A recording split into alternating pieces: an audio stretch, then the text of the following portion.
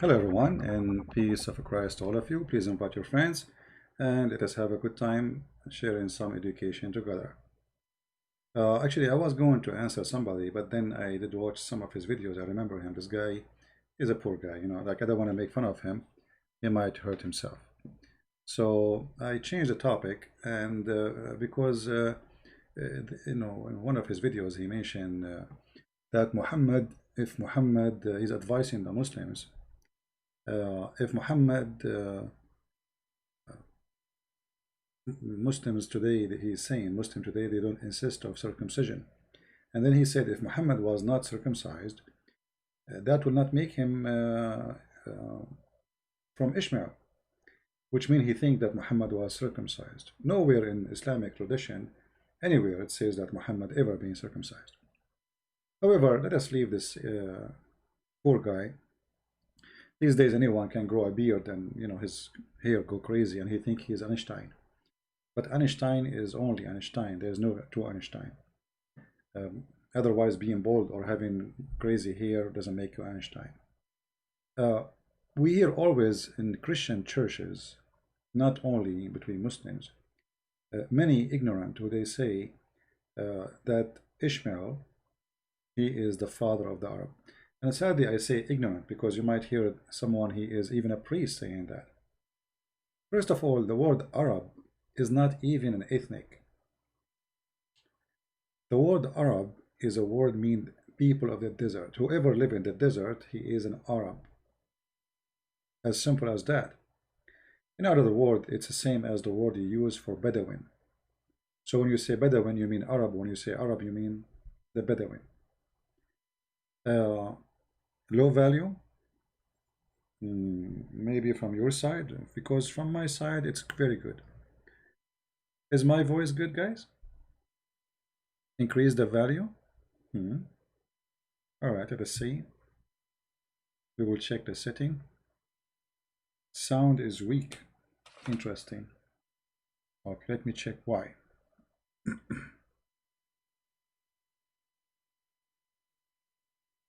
This is what happened when you have 4 wives and you are a prophet, and then your wives became 13 and 14.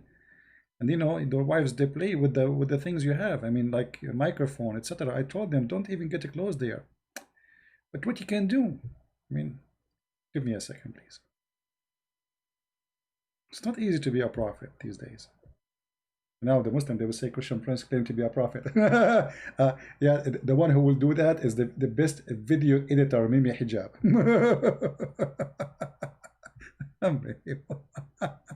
Did you say that? Did you say you're a prophet? No, Abdul, I was joking. However, if Muhammad can be a prophet, I mean anyone can be a prophet. Let me prophesy some of the prophecy of your prophet.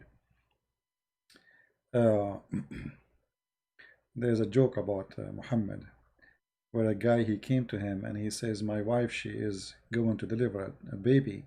What do you think is going to be? Muhammad, he said, deliver it. No? Deliver, and he did not answer. Then the guy, his wife, she delivered the baby, and he came to the prophet. And he said to him, Prophet, my wife should deliver a baby. So the prophet said, it must be a boy. The guy, he said, no. The prophet then, he said, it must be a girl.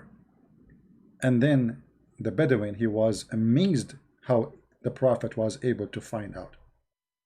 Now let us see how we can make the sound better.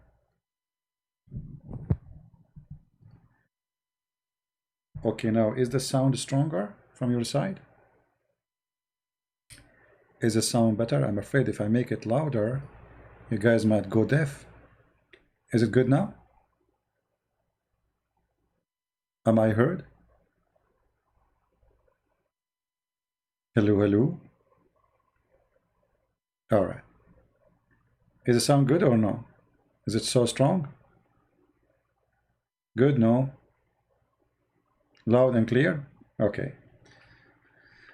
So the question is Ishmael from the Arab? You see, for me, Once actually I have an argument with someone is in Middle Eastern Christian, and you know, we grow in the Middle East and we hear things, and you know, we go to school, and you know, we are like, I don't want to use the word brainwash, but it's somehow it is like this, because we grow up in a society and we take for granted what we hear. Nobody want to go study, investigate. Before I start actually, I decide to show an article written by a bishop, an Aramaic bishop, who speak Aramaic fluently, and this is his language actually. He's an Aramaic bishop. Let me see if I can put the image for you here, the article. Give me a second, please. Now the article in Arabic, but doesn't matter really. We can share the link and you can use Google Translation from your side. And you can search actually the article yourself and you can read it. Now, I am not trying to prove my point from an article, but those people, they don't say things unless it is accurate. Here, American Foundation for Syriac Studies. And in order to be teaching in such an organization, you have to be the top, and the guy is a bishop for millions of people. You go there and you will see where he is explaining the word Arab and Arabo. Let me zoom in. It says here, العرب كلمة سامية قديمة معناها سكان الصحراء أو البيداء. The word Arab mean, it's you know, from the Sami origin, from Sam, and from the language of Sam, and mean the inhabitants of the desert, or you know, Baida is like, you know, there's a desert and there is the one, it's in the way to be a desert, or you're getting closer to the desert as get like you will see some green, but it's not desert yet.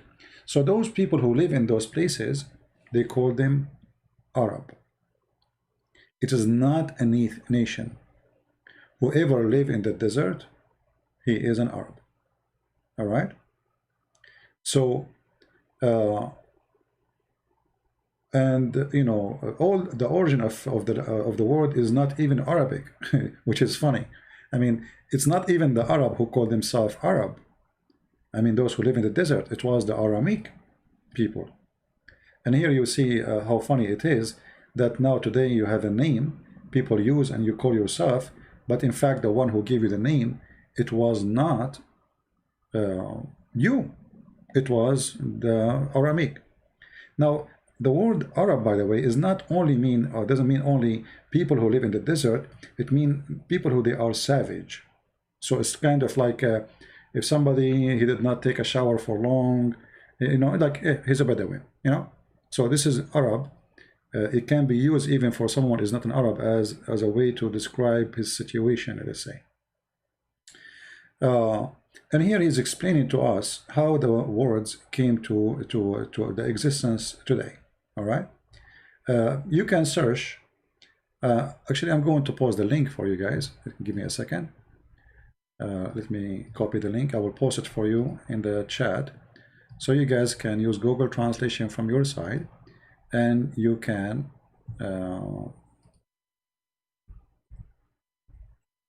translate.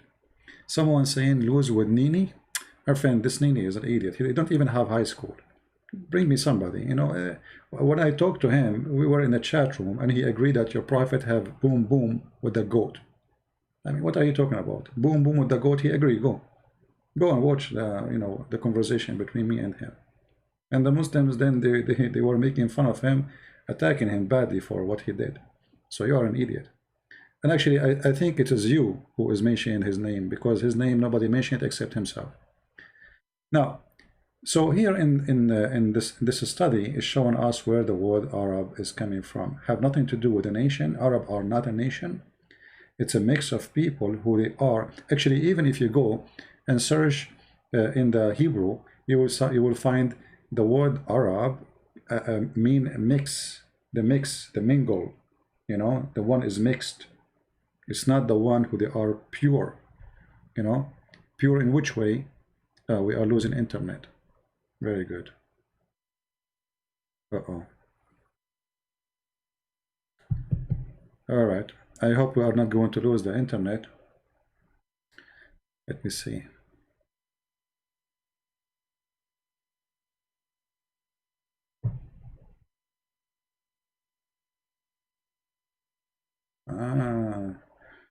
This is what happened. My internet. I hope we are back. Okay, I think now we are back. So, even if you search in the Hebrew, you will find what I'm talking about. However, still this might be not convincing for some people because they are arrogant and they don't want to listen, right? If you don't want to listen, then nobody can convince you of anything. Okay. But this is the origin of the language, and this is what what the reality is. Like as an example, Aramaic, it was a title or a word given. Where you live, it's where you will be called.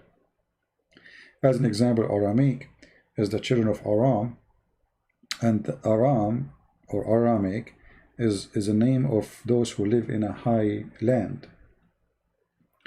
As you see, so the Aramaic are people who live in the highland, and the Arab are people who they are mixed, many ethnic groups. They live in the desert and they are desert people. Now let us see here some reference from the Bible. Always the Muslim, they try to show you things, they claim that Muhammad is from Ishmael, but if there is anywhere in the Quran it says that? Nowhere. How come? You see, how come the Quran, as an example, mention, like as an example, chapter 29, verse number 27, that Allah, He gave Abraham, Isaac, and Jacob, and from his seeds, the prophethood. Okay, why Allah mention? Because if this is the book made by Allah, so the one is talking here is Allah, right? Which is, we know, it's Muhammad. So why Muhammad here, he dropped Ishmael? If Muhammad is claiming to be from Ishmael, shouldn't Muhammad mention the first, the eldest in the family? How in the world you drop the most important child? For he is the older, or the elder. You see, even in the Middle East today, they call you the father. If you go to Muslim chat room, everybody is Abu, Abu, Abu, Abu. Abu means father of. So the first child you have is going to be your name. Even the name of the guy, they will call him Abu. Let us say you have a child, his name is Yasir Qadri. The father of Yasir Qadri, if Yasir is the older in the family, they will call his father Abu Yasir. So Ibrahim, based on the Middle Eastern tradition, he should be the father of Ishmael, not the father of Isaac, as a name. Because Ishmael is the elder. So look what happened here. The Quran skipped Ishmael and mentioned Isaac and Jacob. And then after mentioning those two names, says from his seeds will be the prophethood. Where is Ishmael? You know what I mean? From the seed of Abraham, what the Quran chose to mention? Two names. Where is the third? The Muslim, they will say, well, Ishmael mentioned later, but this verse says, from the seed of Abraham, and mention two names, not the three names. From those seeds will be the prophethood, according to the verse, chapter 29, verse 27. Yet the Muslims will not accept. They will say, this is not enough proof. Okay, let us go to Sahih al-Bukhari. Sahih al-Bukhari is a Muslim book, and Muslims will say now what? They will say Sahih al-Bukhari made by a Christian prince, made by the Jews. Look what it says. This is the Muslims reporting the story, and according to Muhammad himself. It's not us, it's not me, Those is story narrated from Ibn Abbas, the cousin of Muhammad, who Muhammad, named him as the scholar of the nation, right? And then you will see that it's Muhammad who mentioned those stories, and they are copying from Muhammad what he said. The Prophet said, this is the source of tradition of walking people between them, as-Safa and Marwa.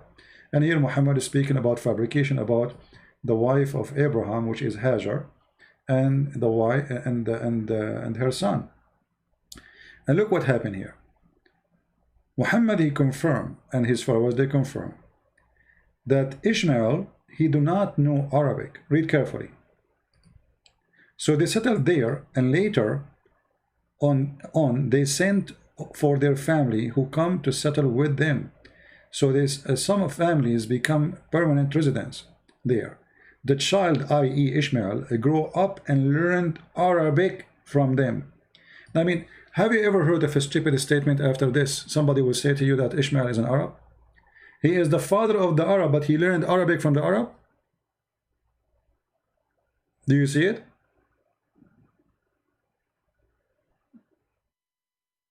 Imagine I go to Indonesia and I am 11 years old, and then I learn Indonesian from the Indonesian, and then I am the father of the Indonesians. You know what I mean? So even their books proving that this is statement or this theory is a joke, is, you know, Muhammad is a fraud. All his what he's trying to do, he wanted to try to get some legitimacy to be from Abraham. Like, I am not from the middle of nowhere, I am from Abraham. Like, hello. But it's obvious that this is stupid. I mean, the guy, I'll go to Germany now, I stay there for 6 months, I learn German, and then I am the father of the German. But the German are already there, and I'm learned their language from them, which means there's a nation, there's a language established, there's people who speak such a language, and then I go there and I learn Arabic, and then I became their father. All right?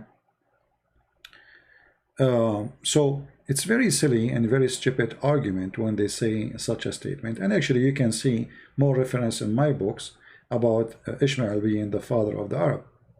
And here in the same time, you know,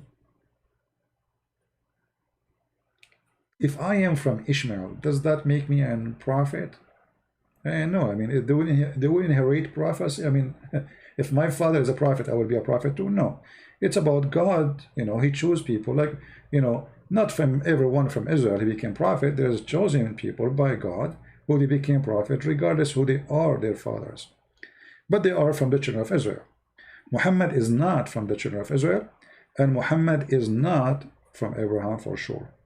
Number two, Ishmael, he did marry an Egyptian woman. Let me find some reference.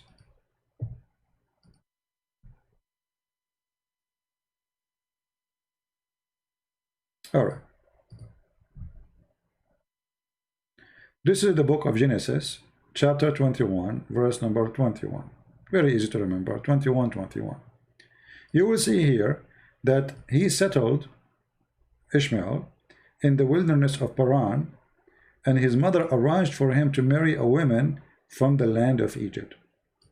So look what happened now. Ishmael, his father, is an Aramaic man, coming all the way from Iraq. His mother is Egyptian. The wife of Ishmael is Egyptian too. So how he became the father of the Arab? You know what I mean? Do you see what do you see what I'm talking about? So now we have more confirmation that there's no way, even he had nothing to do with the Arab. Even though, by the way, the word Arab means people who live in the desert, doesn't mean an ethnic, as I say. But if we claim, if we say, okay, they are ethnic, somehow they became ethnic. But even, I mean, why the Jews? I mean, long before Muhammad exists. So the book of Genesis is written way before Muhammad even was in the belly of his mother. Why the Jews want to write such a thing? Why they want to lie about it? You know what I mean?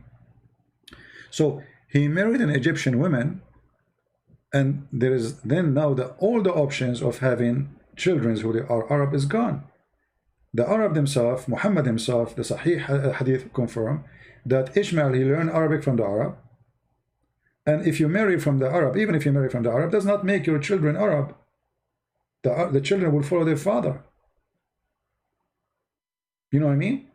As an example, Moses himself, he married a Bedouin woman. Bedouin from the desert. Doesn't make the, you know, we can say they are Arab like as Bedouin. You know, we remember that The word Arab means people of the desert. So, but doesn't mean that children of Moses are Arab. Otherwise, we will say Moses' children are Arab too. So this is a very silly argument.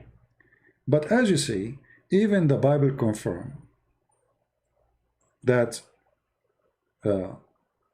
Ishmael, he did marry from an Egyptian woman. Then if we go, we will find more reference in Genesis 28, verse number 9. You will notice that Ishmael, he lived very close to his brothers, to the point they are marrying from his daughter, as an example. If he is living far away, they will not even know that he have a daughter. You know, we are not living in the 20th century where you can take a plane and you go there, or people speak in the internet. If Ishmael was living in Mecca, it's going to take them maybe a month or so before they can arrive there. And then if we go to more verses in the Bible, we will see Genesis chapter 25, verse number 10. We will find that Abraham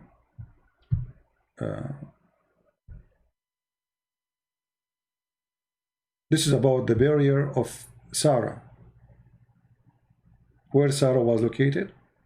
Here you will see the death of Abraham. His son Isaac and Ishmael buried him in the cave. So Ishmael and Isaac, they were in the barrier in the funeral of Abraham. Think about it. If Ishmael was living in Mecca, and then in order for the news to come to Ishmael, it needed a month to come to him, and then he needed another month to come and attend the funeral. But he was in the funeral. You know what I mean?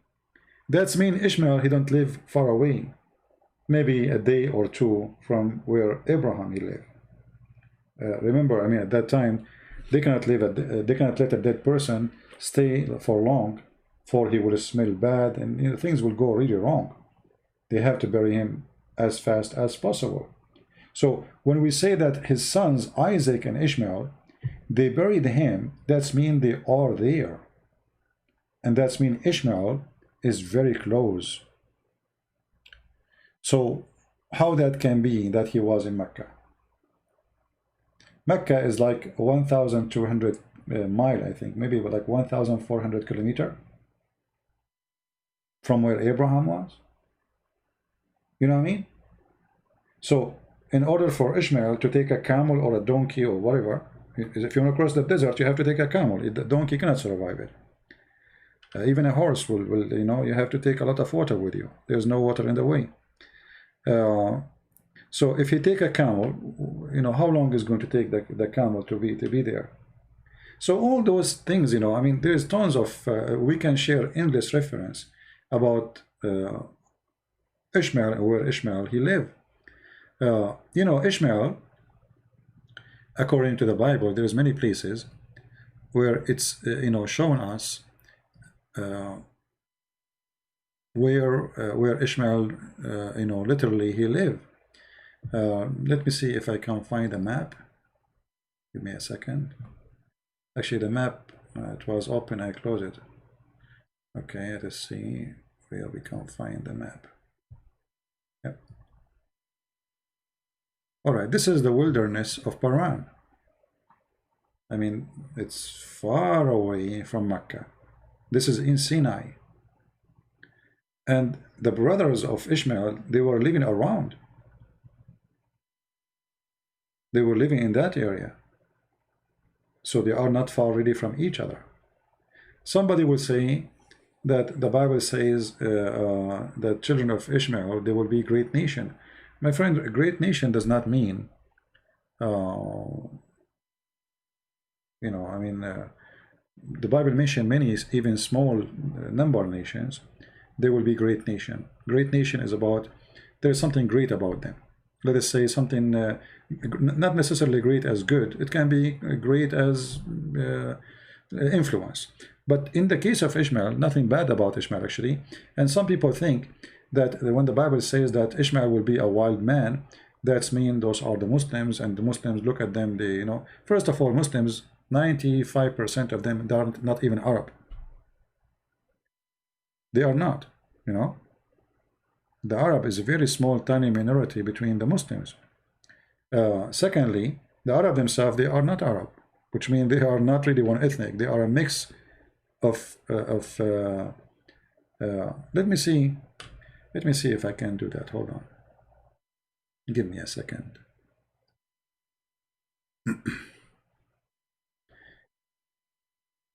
We try always to make our statement facts, not just talk. Talk is cheap, right? Let us see.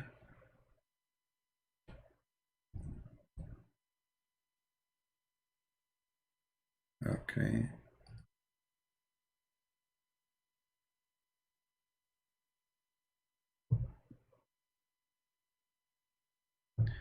All right.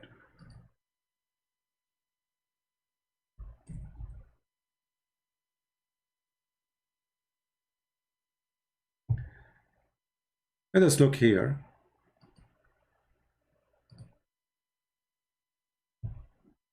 The word Arab. What the word Arab mean in the Hebrew language? Do you see how the word come? Mix, mingles, mix together, mingle self, mix. Aramic corresponding to Arab, to mingle, self mix. All right. So it's a mix. The Arab are mixed people, and there is people who they have very. I mean, if you look at the people of Yemen who claim to be Arab, they have nothing to do as a look with the people who live in Saudi Arabia. People of Yemen, they are short. Most of the Bedouin, they are taller, way taller. People of Yemen, they have a totally different character. And people, actually, if I show you a picture of those who supposedly are called Arab today. Give me a second. You will find that they have nothing to do with each other.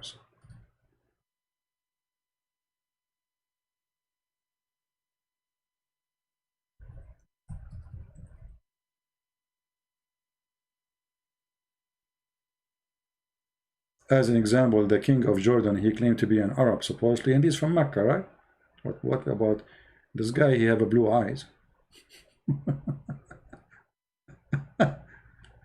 Anyway, let us see. I'm trying just to find a picture, like a little bit a clear picture. I'm searching, just give me a second.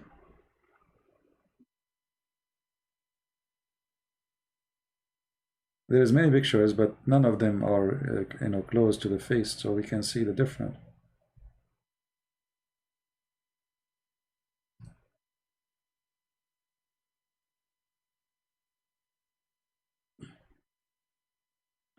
Let us see this picture here. This is the king of Jordan, and those are next to him, they are Saudi. Anyone notice any things they share? Nothing. Now somebody will say to you, well, the king of Jordan, his mother, she is rich. Doesn't matter anyway. People of Jordan look different. The more they are, I mean, Saudi, they look different. They are taller, they are skinnier, they have different build. And not all Saudi are the same, depend on the location, which territory you live in. Every territory have different look, have different even accent. And even Muhammad, he mentioned that his people will not be capable to read the Quran in one letter, if you remember. Why? Because those are mixed. They are not Arab. There's nothing called really Arab. Each one of them have his own potato language. So let us see here.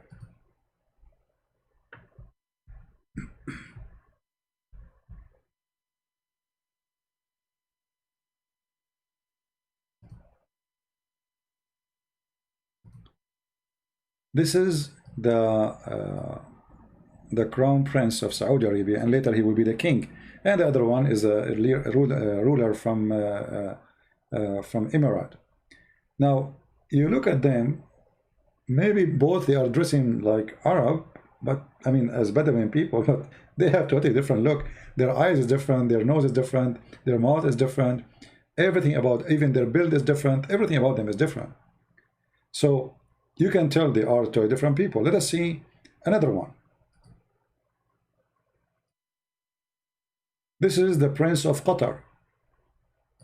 The second you look at him, you will find yourself looking at someone from Pakistan, because simply he is. All those people there, most of them, they are coming from India, Pakistan specifically. Let us get a close look.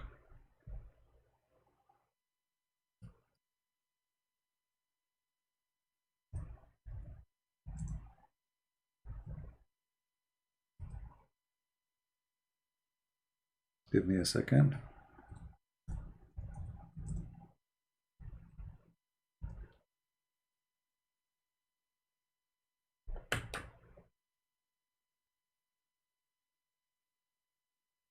All right. This is the father. If you see him, he is not wearing Arabian clothes. If you see him in the street in Pakistan, are you going to recognize him that he is not a Pakistani person? No way. It's impossible. Right?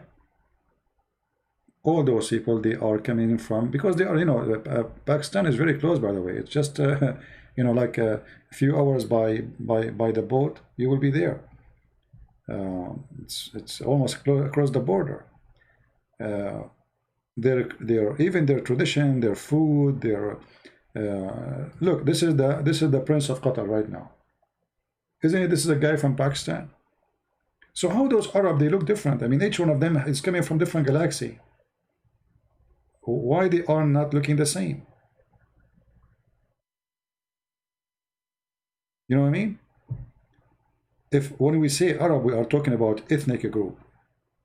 If this ethnic group, let us say, mixed, and the majority of it is not from that group no more, then we cannot call them by that group anymore. Let us show you another one.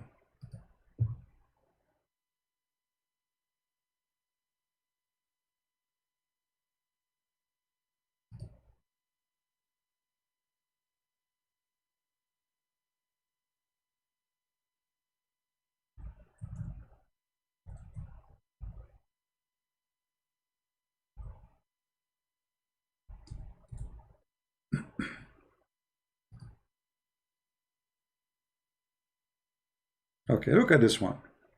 I mean, what does this guy have to do with the Arab? Anyone have an idea? He have a blue eyes. He's blonde. You know, if this guy, he walk in Europe, you would think he is European like everybody. Right? How this person became an Arab? Look at his wife. How this wife is an Arab? You know what I mean? So what does Arab mean exactly? I mean, when they say Arab, it's a joke. There's nothing it's called. Like when I say Arab, I mean that originally we are people coming from certain area as desert, but it's a mixed area with many ethnic. Nobody knows actually who they are, where they're coming from. It's a big mix.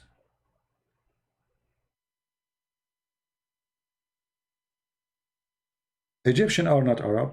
This guy is Syrian, is not an Arab. The king of Morocco isn't Arab. They are Moroccan, they are African. What make them Arab? You know, imagine, even the Muslim confirm that 4,000 Muslims occupied Egypt. At that time, there was 4 million Egyptian. You believe it? Somebody will say, how 4,000 can occupy 4 million? Those Egyptians, they are farmers, they are not warriors, and they were controlled by, you know, a little number of Roman for centuries, and the Egyptian give up. Nobody can fight the Roman. And they have no power to fight them. They have no army, they have no leader, they have nothing. The Muslims came, so the 4,000 Arab, they make the whole Egyptian, the 4 millions Arab. It's impossible. But this is what happened always. Islam come, everybody want to attach himself to the one who is victorious. Who is the victorious? The Arab. So it's better for you to say I'm an Arab, otherwise you will be not an Arab, and then people will make fun of you. You will not be first-class citizen. And this is why Arab became, it's like saying I am a superior, I'm an Arab. When Osama bin Laden, he went to Pakistan and he went to Afghanistan, right away he became a leader. Why? He's an Arab and he is coming from Saudi Arabia. That alone is a big deal. He is not a Pakistani, he is not an Afghani, he is an Arab. It's a big shot for them. This is why if you go to Indonesia, when they got a sheikh, he is coming from any what they call it Arab countries, like he's like a superstar there. He's an Arab. You know what I mean? Like a big shot. So that made many people, they try to make themselves join such a name, even though this name does not have nothing to do with any ethnic. Even the Arab themselves, as I said, they are not even an ethnic. Same for Muhammad. Muhammad in the beginning, the Arab, they were just Bedouin. They have nothing really to be proud about. So Muhammad, what he can be proud about? Nothing. So he decided to join the one who they are the most honorable. Who are they? Abraham, Isaac. You know what I mean? When you don't have a family, you try to find one. If you don't have, you want to claim to be a king, okay, you are the son of who? You want to be a prince? Who is your father? Which king? So Muhammad was desperate, trying to find a person he belonged to so he can claim something he don't have. And that was Abraham. It was a solution. All right? So Abraham was a solution for Muhammad, not a true inheritance, or let us say lineage. And as you see, even the Muslims, even Muhammad himself in his story, he mentioned that Abraham, when he had his son Ishmael, he went to Arabia, according to Muhammad, and to Mecca, according to Muhammad, and there was nobody there, according to Muhammad. But here we go, we find that he went there and he found the Arab there. And actually, according to Islamic history, if you find my book, if you read my book, you will find that he married from the tribe of Jurham. And, Jurham is the enemy of Muhammad, how he became the father of them. So all this fabrication is just to give Muhammad some papers. Papers, who is your father? Actually, I believe Muhammad, nobody knows who is really his father.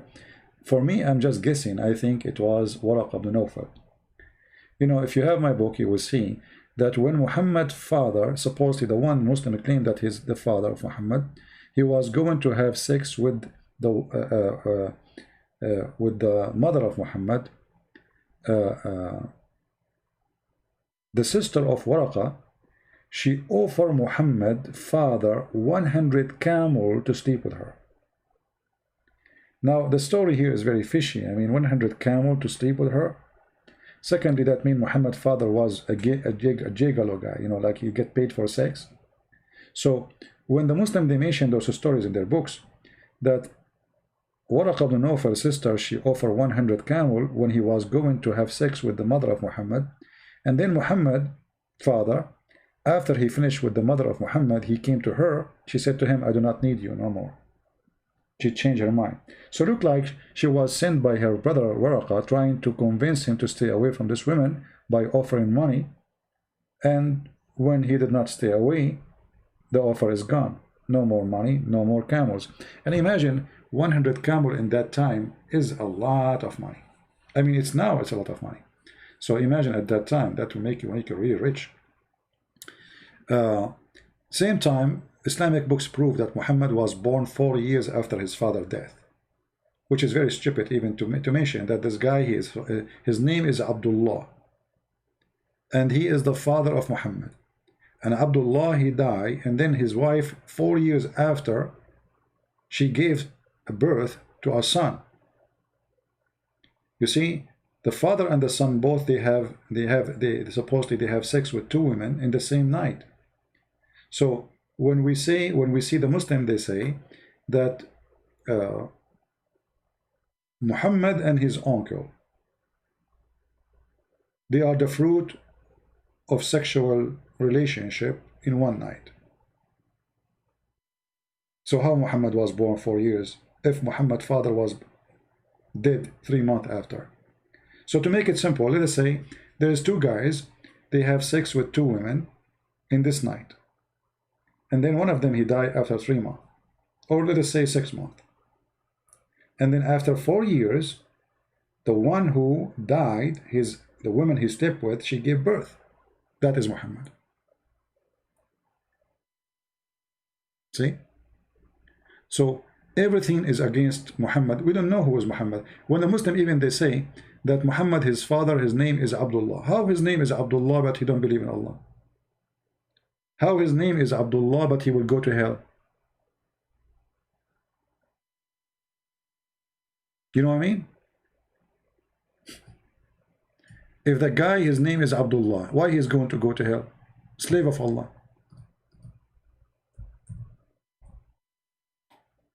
Right? Muhammad, he confirmed that his father is in fire.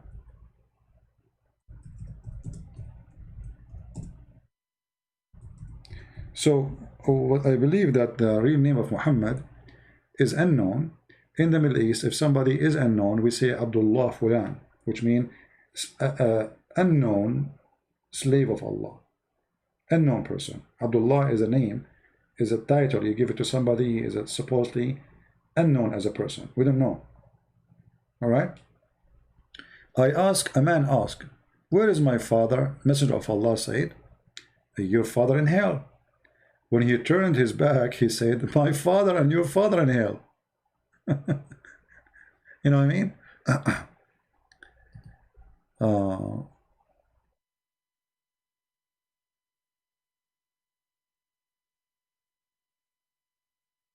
Of his mother and his uncle. No, you guys, you are mixing things up. No, I'm saying, okay, I made a video about it. You can go and search it. About Muhammad was born 4 years after the birth of his father, but the death of his father. What happened, that family, you know, the family, they go and they get married in the same night. So let us say, I am, let us say, 70 years old. My son is 40 years old. We go, we get married in the same night. From the same family. Even sisters. You know what I mean? And then, what happened, that I die. And then, the woman I slept with was supposed to be my wife 4 years after she gave birth. So this is what happened. Are you getting the point? So both of them, they have children. But one of them is 4 years older than the other one. So the child, which is not from the son of Muhammad, was born 4 years before Muhammad was born. But Muhammad's father was dead already. How that can happen then? You know what I mean?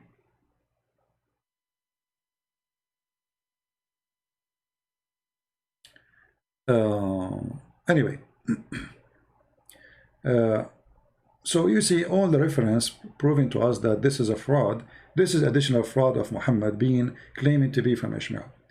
And why Muhammad in the Quran did not get a verse from his God saying, I am from Ishmael? Why in the Quran doesn't mention that? Maybe Muhammad never mentioned even that. You know, maybe this is later the Muslim, they add those stories to their books. Right? Well, I mean, it's adultery anyway. I mean, at that time, if you have my book, Sex and Allah, you will see how the Arab used to live. How many of you have the book? So you will see that the Arab, they use even to exchange wives. Even the Quran mentioned that, you know. The Quran, when the wives of Muhammad, they made like a revolution against him. What the Quran threatened them, that Muhammad will exchange them.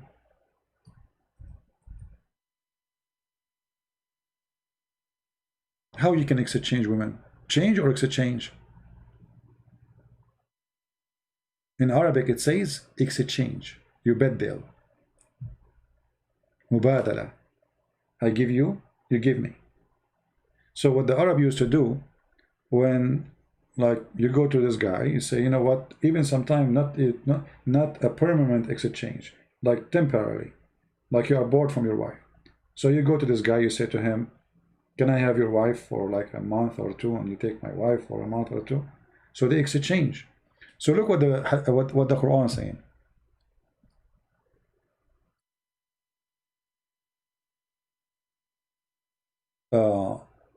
But if you back up each other against him, huh? This is the wives are going against Muhammad. Here it says, Allah will give him in exchange a consort better than you. So what will happen here, Muhammad is going to give his wives to somebody else, and he will take somebody else's wives. It's an exchange. Now the Muslim, they say it's a lie, etc. Go and read the history of the Arab. It's an exchange. He didn't say he would divorce you. Huh? He says it may be he will divorce you, or and there is an exchange will happen, which means this is permanent exchange. A divorce with exchange permanently, no way to come back. The word in Arabic, you know, if you go, let us see. Give me a second.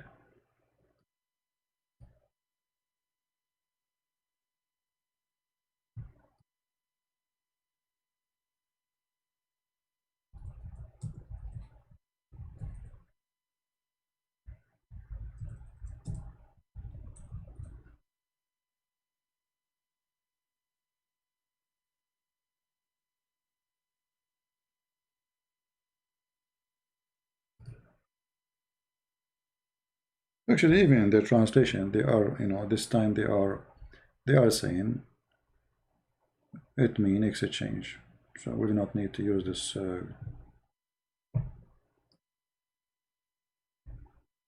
Yeah, you see here, this is the Muslim website. You can point your mouse over the website, and it says here what is the meaning of the word.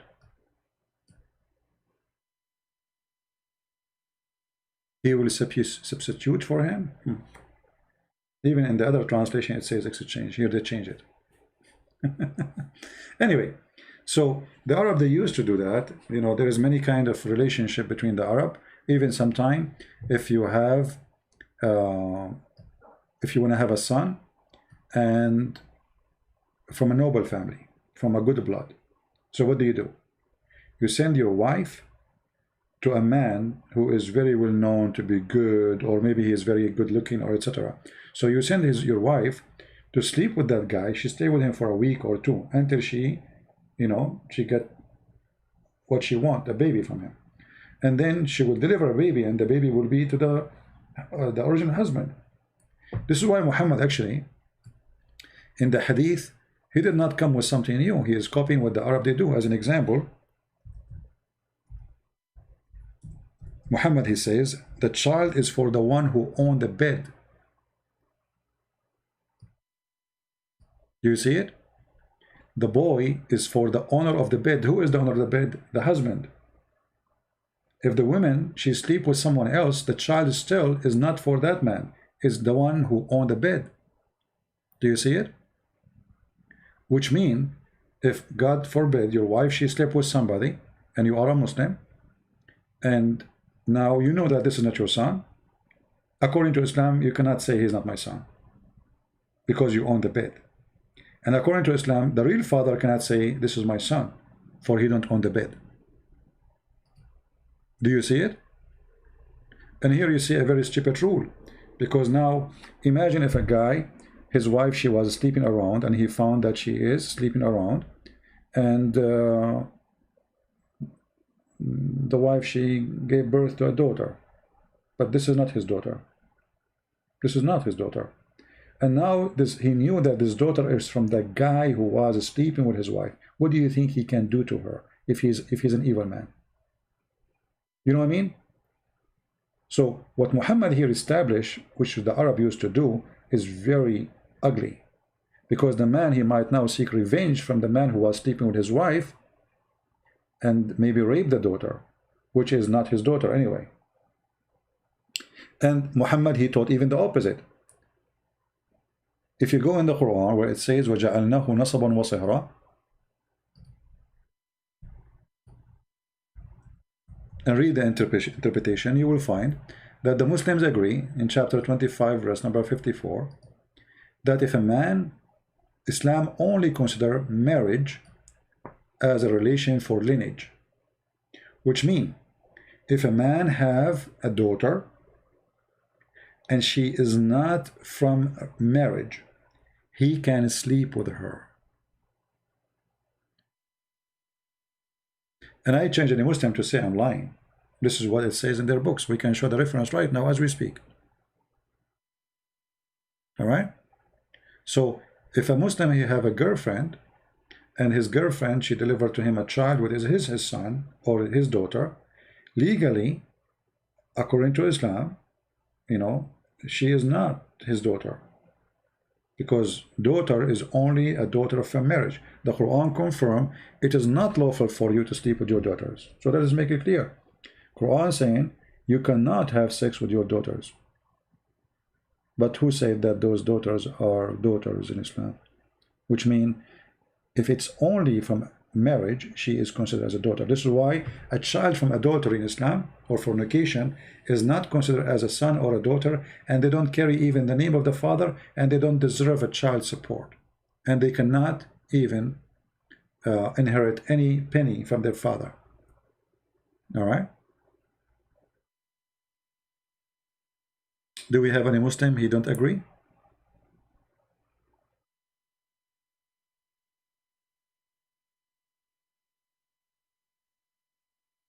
Armani, he is saying, okay, let us show you how Muslims they try to refute me.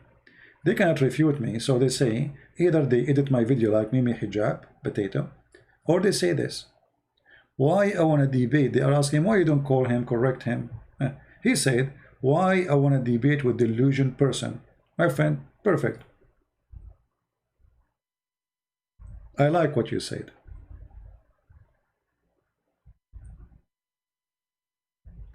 A delusionate person. Isn't it this is your prophet? He used to imagine things happen to him, but they never happen, including having sex. So if you are not willing even to talk to me because you call me delusionate, so how you follow Muhammad? Huh?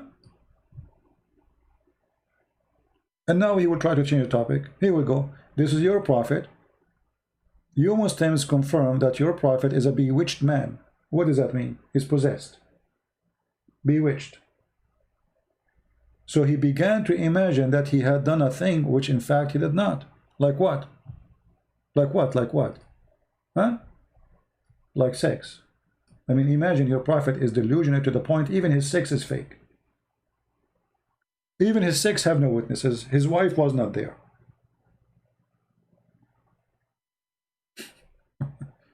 So when you speak about something, this is why they don't dare to debate me, by the way, because whatever they say, I will give them the spank they deserve. You do not need a link, my friend. Always, anytime you want to find something, just type few words you see in the screen. You can freeze the video. Search. Was bewitched, so he's that began to imagine. You know, if you search it in Google, you will find the same reference. All right? Or I'm showing the hadith here. It's Sahih Bukhari 3175.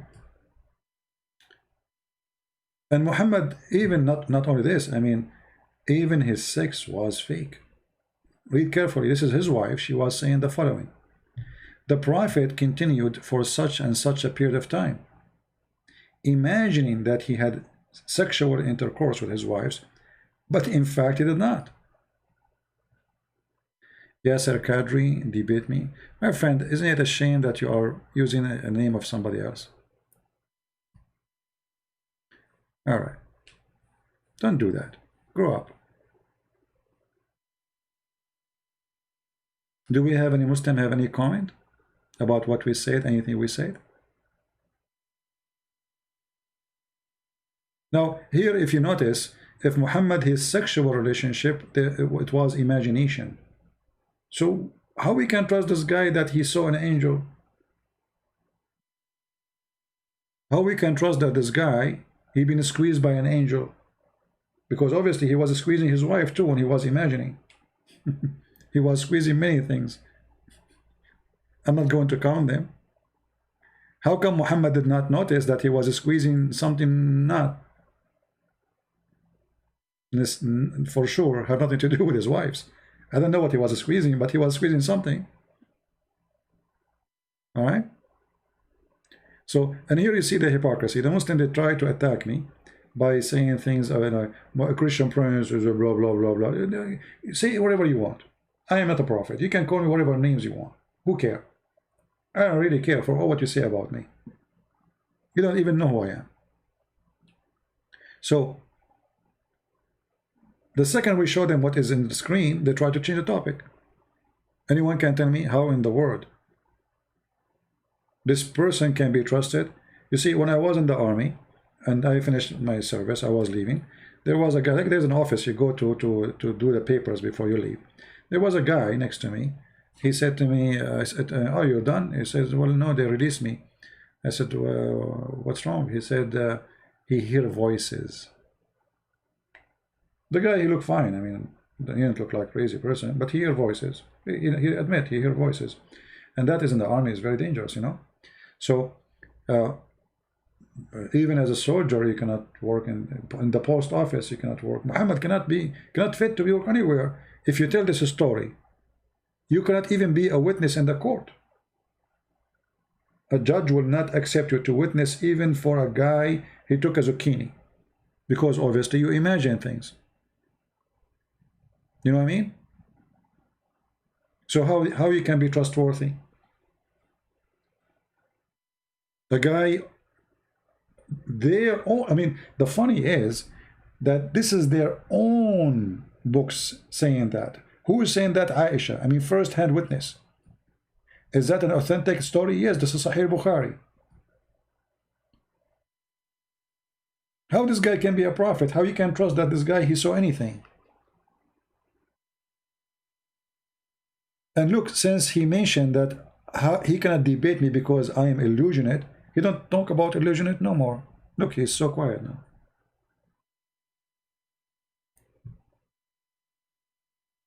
What is your opinion, Aramani? You just gave me your opinion and you get busted. Let's see if we have a growing up Muslim here in the chat. Any Muslim want to say anything? Any Muslim have a comment? So as you see, Muhammad have nothing to do with Ishmael. Even in the Muslim books, Ishmael, he learned Arabic from the Arab, from Sahih al-Bukhari. It says that he learned Arabic.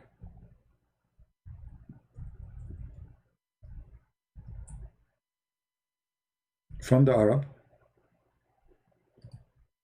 as you see.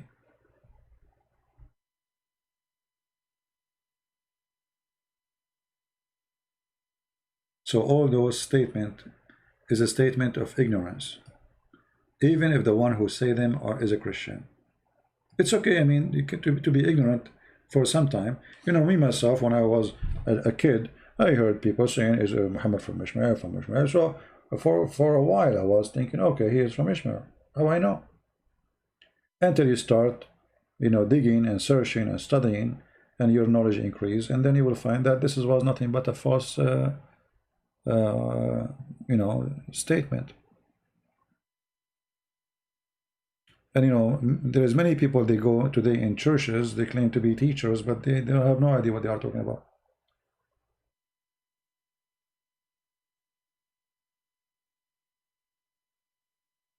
Any Muslim? Arabic does not exist in the time of Ishmael. Actually, you know, I believe this can be very accurate. As I said, the word, the language Arabic does not exist as a language by itself.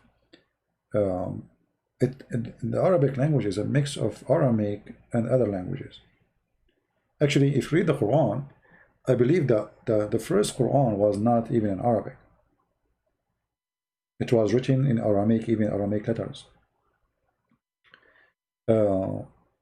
And everything the Muslims today they use in their Quran, obviously it's Aramaic, but they don't know what the word means. As an example, if you say to a Muslim, okay, you say Abraham, what Abraham mean? He don't know. What Moses mean? He don't know. You know, okay, this is Hebrew supposedly, but you know they have meaning in the Aramaic language, because Aramaic language is the mother language. You say Isaac, what Isaac mean? Israel, what Israel mean? They don't know. Sam, what Sam mean? Ham, all those names, what they mean? They don't know. What Adam mean? They don't know. For none of those have nothing to do with them. It is names and stories brought to them from other nations. You know what I mean? So, because it is, let us say, imported culture, there is a gap when you read the Quran and you read the story of Muhammad. There's no connection. Muhammad himself do not know what he's talking about. As an example, if you ask Muslims, let us go to the Quran.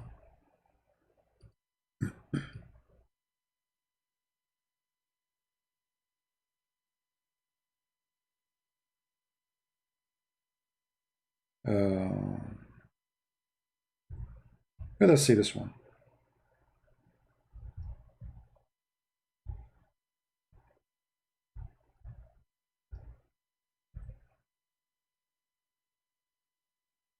Chapter 19, verse number 1. You ask the Muslim, what is this? They say this is a miracle. Oh, what do you mean it's a miracle? What is this? Allah knows best. What do you mean Allah knows best? Do Muhammad know? No. Do Aisha know? No. No, they didn't know. Why? Because Muhammad is a thief. He was copying from the book of Waraq ibn Nawfal. And in the beginning, Waraq ibn Nawfal, he wrote Kahiyas. What Kahiyas mean? You have no idea. Have you ever heard of somebody as a teacher? He says to you, today I will teach you something. And then he writes in the screen, Kahiyas. And then you ask him, the teacher, what does that mean? He says, Allah knows best. Why? Because he is a thief. He doesn't know. This is not his book. You know what I mean? This is style of writing is Aramaic style, Christian Aramaic. They summarize from the beginning what the topic will be about. It's like the title. So letters have a value in the Aramaic language, and actually even the Arabic, because they are copying the Aramaic. So each letter have an Aramaic value, and you will notice if you put all the value together, they will make a title says Kahiyas, which mean Christ is my God. And does it make sense? Yes, absolutely. This is a chapter of Maryam. Chapter of Maryam. Who is Maryam? The mother of Jesus. So what the first sentence is saying? Christ is my God. Al-Masihu Ilahi. Muhammad, you do not know what this means. He copied the letters as they are, put them there. You know? No. But this is about Mary. The whole chapter supposedly is about Mary. And as usual, Muhammad always copied the name wrongly. So he thought that Maryam is the same Maryam as the sister of Aaron. This is why in the Quran he called her, O sister of Aaron. Idiot. You know, Muhammad always remind me of a thief. He stole a rose rice. You know? And then he don't want anyone to know that this is the stolen rose rice. But in the whole city, there's only one rose rice. So what Muhammad will do? In order nobody will know that this is a rose rice, he changed the thing in the front of the car. You know, he put something in the top of it. He took it. Let's say he take the symbolic for Honda. He put it there. People ask him what does this mean. He don't know. because both are theft.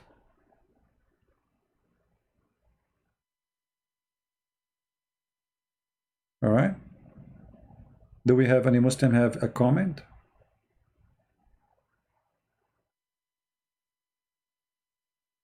Anyone?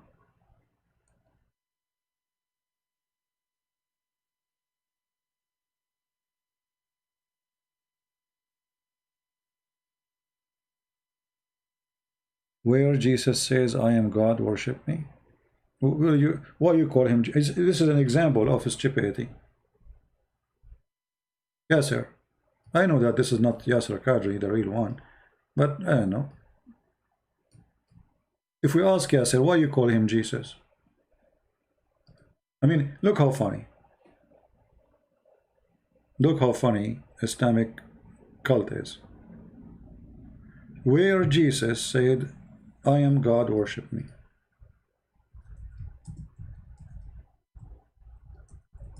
All right.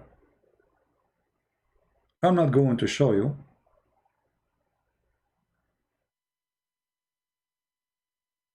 Where he said that for now, but you just confirm to us that he is the Savior, so he's God. Do you know what Jesus mean? What Jesus mean? If we ask this Abdul, the one who is saying, where Jesus said, I am God, worship. Do you know even what Jesus mean? Yeshua? You don't know. It take you 2 seconds to go and search, and you will find that you are an idiot by asking the question, because the name give you the answer.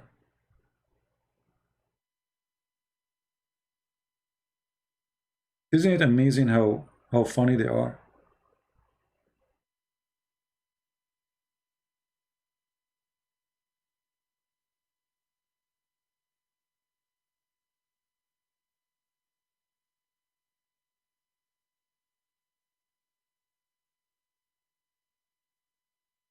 And that's why I say always, stupidity is amazing. You just, you call him the Savior and you say, where he said, I am God? Who can save us save God?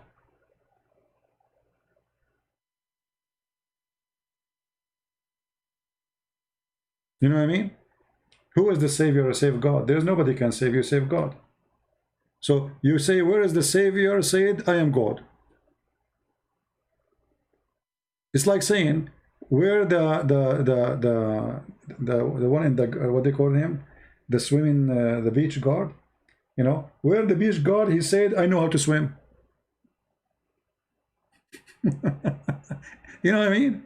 I mean, I don't know what they eat, but whatever they're eating is impacting them badly. Right? Like, where the swimming pool guard, he said, I can swim. His swimming pool guard. Like what? Where he said, I know how to swim. Yeah. Do we have any smart Muslim? You have anything to say? And those people, they get offended. If you say smart Muslim, they get offended. If you say stupid, they get offended. Doesn't matter what you say, they get offended.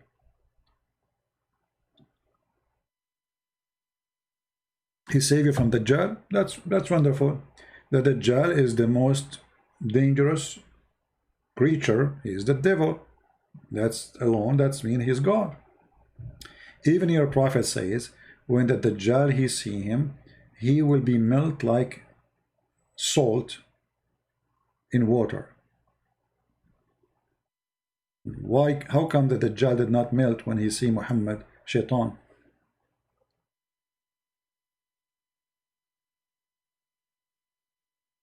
Do we have any Muslim want to say anything?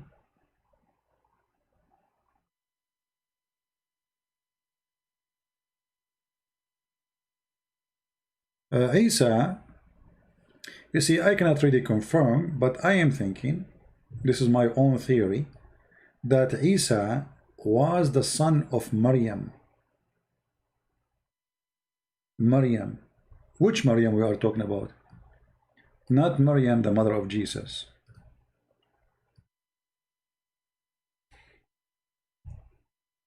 Maryam, the sister of Aaron, which the Quran confirmed that Muhammad think that Mary, she is really the sister of Aaron in chapter 19, verse number 28. You see here, the Muslim, Muhammad, he got busted in his time. A rabbi, a Jewish rabbi, he came to Aisha and he told her, but there's a huge difference, there's hundreds of years between them. How Mary, she is the sister of Aaron? She told him, you are a liar, which means Aisha, she believed that this is what Muhammad meant. But when the news came to Muhammad, Muhammad got busted. So he need to find a solution. So he said, at that time, they used to call them by the great ancestor, the great one. Okay, why the great one? Why Aaron, not Moses? Secondly, Mary, she is not from the tribe of Aaron, which means she is not a tribe from Moses. Number three, well, if you want to call them by their ancestor, you call him the daughter of, etc., not the sister.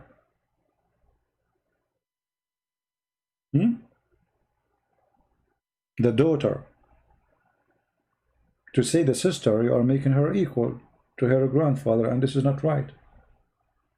Right? So Muhammad, because he is a thief, he's a fool, he learned from the Jews that there is a woman, her name is Maryam, she is a sister of Moses and Aaron, and she have a son, maybe, his name is Isa. So he thought that Isa is a son of Maryam, the sister of Aaron. So according to Muhammad, Jesus is the nephew of Aaron. Now, Muslims, they try to get away from it, but I don't know if you guys remember how we can prove that this is not something they can escape. Anyone knows how they can escape? Who can help me? I think it's time to ban some kids here, like this guy Yasser Kadri. Go change your name. I don't have time for kids, my friend. Anyone knows how we can get them busted? Not only you say, like, okay, what if a Muslim says to you what Muhammad said? Oh, they used to call them by their great ancestors. How we can get them busted? That this is not a serious. This is not what happened. Look what happened. Mary in the Quran, she is the daughter of who? Anyone remember? Even there is a chapter in the Quran. It's called the chapter of Imran. Ali Imran. Al in Arabic means family. Okay, family of Imran. Okay, so how Imran became the father of Mary? So Muhammad not only stupid, he is a donkey. He said that Mary, she is the sister of Aaron, and he made her father the father of Moses, because the father of Moses is Amram. You see what happened? So now how they can get away from this? Muhammad, he got busted from every direction. Muslim, they tried to save him, but not with me. You cannot save him with me. How Imran, even the name, he cannot even quote it correctly. It is Imran, not Imran. But Imran, you know, the last letter, instead of saying N, he said M, he said N. But how Mary, father, became the father of Moses?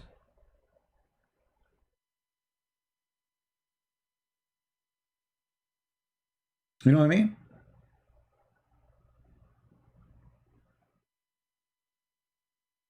Imran has no sons. Imran has only a daughter.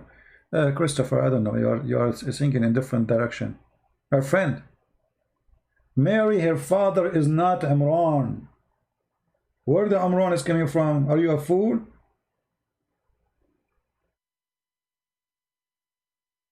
Mary, she is not a daughter of a guy. His name is Imran.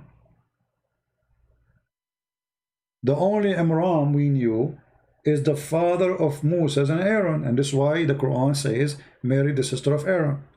Did you get it? So according to the stupid Quran, Mary, she is the daughter of Imran.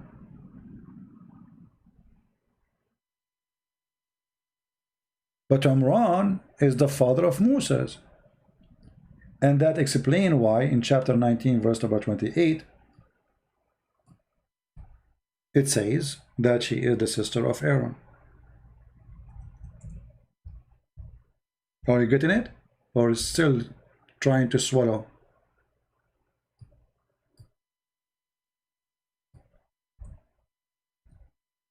Are you getting it? No? Behold, the women of Amran said, "Oh my Lord, I dictate into you what is in my womb." Okay, who is that one? Her name is Maryam. Chapter 3, verse number 36. Do you see it? But Amran is not the father of Mary. This is the father of Aaron and Moses and Maryam. Are you getting it? I don't know how slow people are, but you can be slow as much as you want. Maybe you need oil change.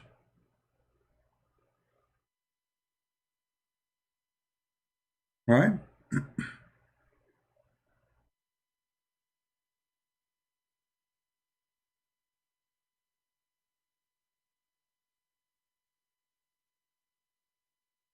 Any Abdul have a comment? So isn't it really obvious that Muhammad is a fraud? Actually, this statement alone is enough to prove that Muhammad is a fraud.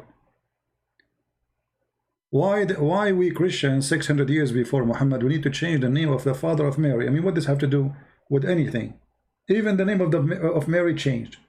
And here it's so clear that Muhammad, when he said that Mary, she is the sister of Aaron, it was what it's meant.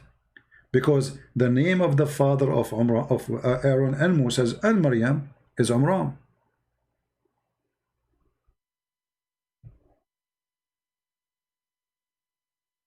It's clear like the sun as a clear. But if you are a person who don't want to, I mean, if the truth hurting you, okay, take some drugs maybe. You know, just lie to yourself, says, no, I can't believe it. Any Muslim have anything to say?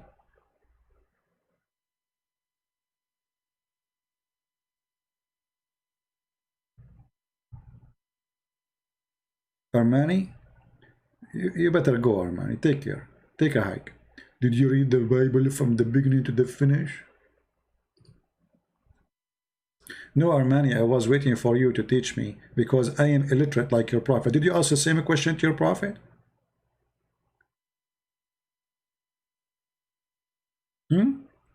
I mean, how your prophet, he confirmed the book which the Christian have, but he don't speak their language, he don't speak their book language, he don't know how to read even his own language.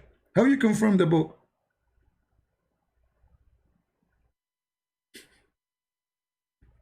You know what I mean? I mean, the Muslim, they ask you, are you knowledgeable? Do you know how to read? Even they make fun of my English. Their prophet did not even know to read his name. Christian Prince, he do not know how to read Quran. Ha, ha, ha. And they make videos, suppose the Christian Prince do not know how to read. I mean, aren't you ashamed of yourself? Let us say, for the sake of argument, which everybody knows why you are trying to make fun, you are bankrupt. I mean, I am an Arab, born in the Middle East, all my life reading in Arabic, and now I do not know how to read Arabic. No problem. Who's going to believe you anyway? But let us say, for the sake of argument, I am from Iran. I don't speak Arabic. Okay. And all of you Muslims do not know Arabic. So this is the bankruptcy of Islam. If you do not know Arabic, they make fun of you. Like Mimi Hijab, he said to David Wood, I know this is coming. You don't know Arabic, and you don't know Hebrew. And later we find out that this idiot, he's a donkey. He said, Elijah, I mean God with us. He teaching David Wood Hebrew now. And he said that Allah, he said, pray for, not to. And when he asked him, Allah have hands and legs, he said, who said so?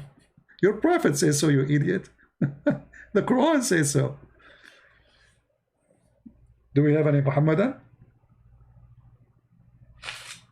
Always, you know, when you see Muslims, they are launching an attack on a person.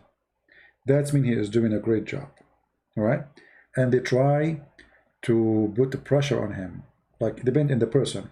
Like as an example, there is a person, his name Apostate Prophet. You know him, right? He have his own channel. He is an ex-Muslim from Turkey. So this guy is a very nice guy, and he cannot, I mean, you know, some people, they cannot take stress. So they try to put stress on him. They try to insult him as a person. This is their strategy. So you need to be strong when you deal with this garbage. You are dealing with the garbage literally. So they try to humiliate you, to make stories about you, they lie about you. Just laugh. Never make them feel happy for what they do. You can call me, you can make stories about me, who cares?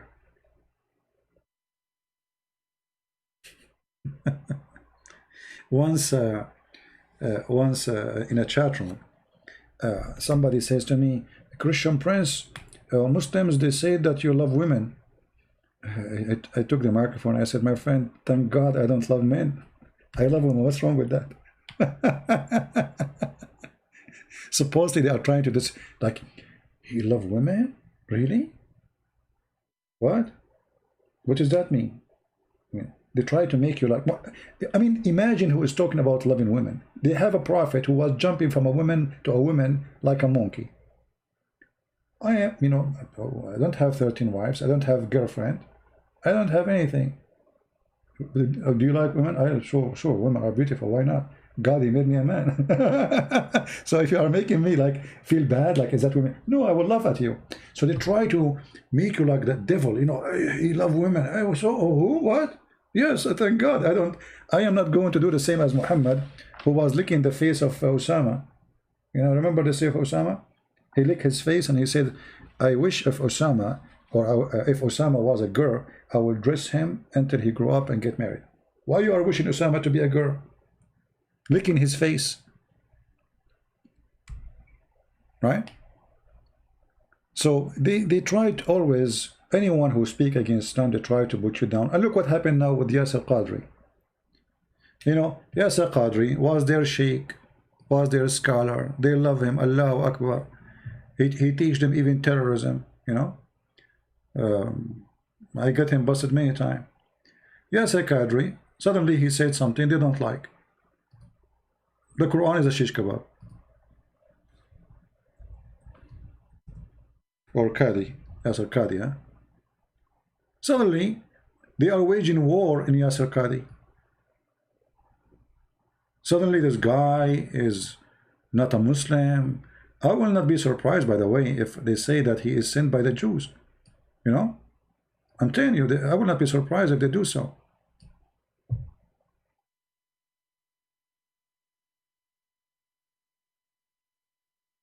Yesterday, he was their scholar. Today, so they do video editing not only for me, they do editing for their own scholars. They call them scholars. Yesterday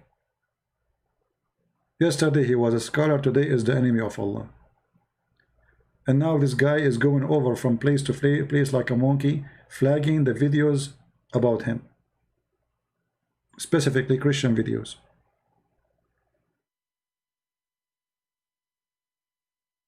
Can you imagine that you invite somebody to do an interview with him, and then you edit the same as he did with my, you know, he told the Muslims, you want to debate me, this Mimi hijab. He's a coward, you don't dare to debate me, you will never dare. So what he do? We call, Christian Prince, listen to this, did you say this? And they play short, like 10 seconds, I'm saying to a Muslim woman, suckle me.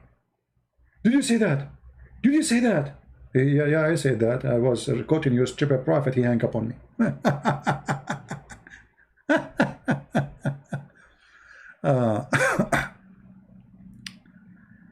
Only ban people who act like child, not because. Yeah, you know, we ban people. You know, there's people, they are coming here just to be annoying. I don't ban you for you. You know, I say always, actually, I say only Muslims can call me. Many Christians, they wish they want to talk to me. I give opportunity to Muslims, so I'm not banning Muslims. That's not true. But if somebody coming like a, you know, a kid, like a monkey, keep repeating spamming, we will block you, even if you are a Christian. Who cares? Either you are an adult, speak like an adult, or, you know, go watch cartoon with Aisha. So do we have any Muslim want to say anything to us to prove to us Islam from heaven, from God? Until now what we see that Islam is really funny, stupid. I mean, what kind of a prophet he think that Mary, she is the sister of Aaron and she is the daughter of Imran, as you see. How when the word Mary, she became the daughter of Imran? What happened? Do you think Mary, she went to the Social Security Department and she changed her name? I'm just wondering, maybe.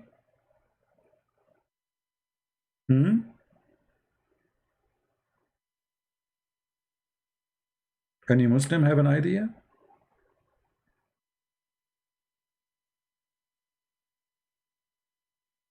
Anyone? How Mary, she became the daughter of Imran? I want to know. Who want to help me? How Imran, the father of Moses, became the father of Mary? By the way, they used to live in the same time, huh? Just there is like hundreds of years between them, not much. It's possible, it's possible.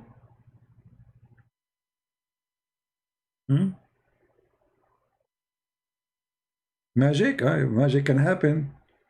You know, magic, yeah. Actually, don't you know that Muhammad, he was controlled by magic? They got some hair. This is why, you know, like, I understand why Brother Sam Shamoun, he shaved his head. I think he is afraid somebody will control him by his hair. Yeah, they got his hair, brother.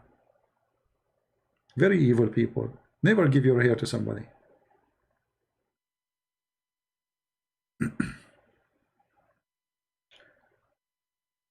Do we have any Abdul want to say anything?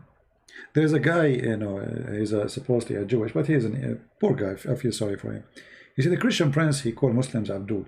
Guys, do you remember my debate with Sheikh Abdul Wadud? His name is Abdul Wadud, Abdul, you know. So he says he tried to insult them by calling Abdul. Abdul, my friend, Abdul is what they call themselves. Sheikh Abdul Wadud, he gave me an example. If you remember the debate, he says, I will give an example. There's a guy, his name is Abdullah, and the other one, his name is Abdul. You remember? Go watch the debate. Silly people, and try, because you get them busted. They have no knowledge.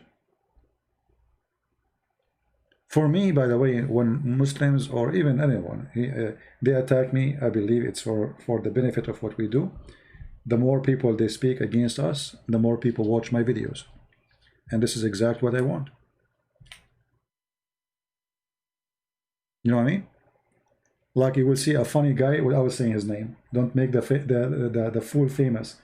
He says, Christian, you know, guys, don't watch Christian Prince videos. Each time I go to his channel, I see people watching his videos. You idiot. So why you are going there if you don't watch them to watch it?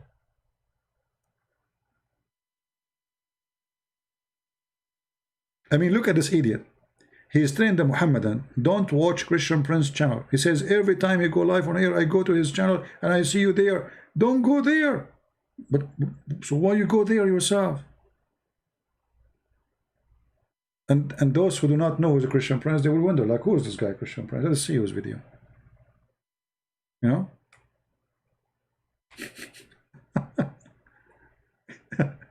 Yeah, that's why I say stupidity is amazing. Big mistake. Big mistake. You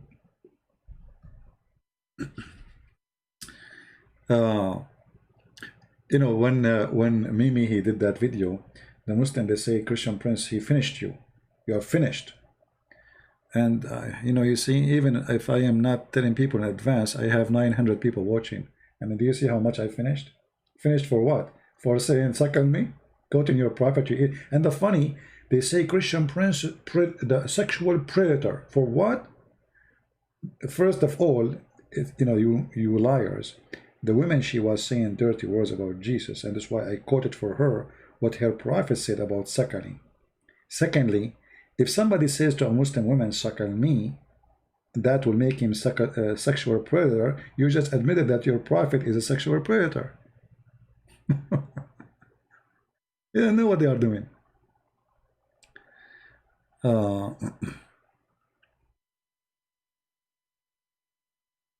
Anyway, do we have any Muhammadan have anything to say? Who is a Muhammadan? He can tell us something good about Islam. Forget about everything.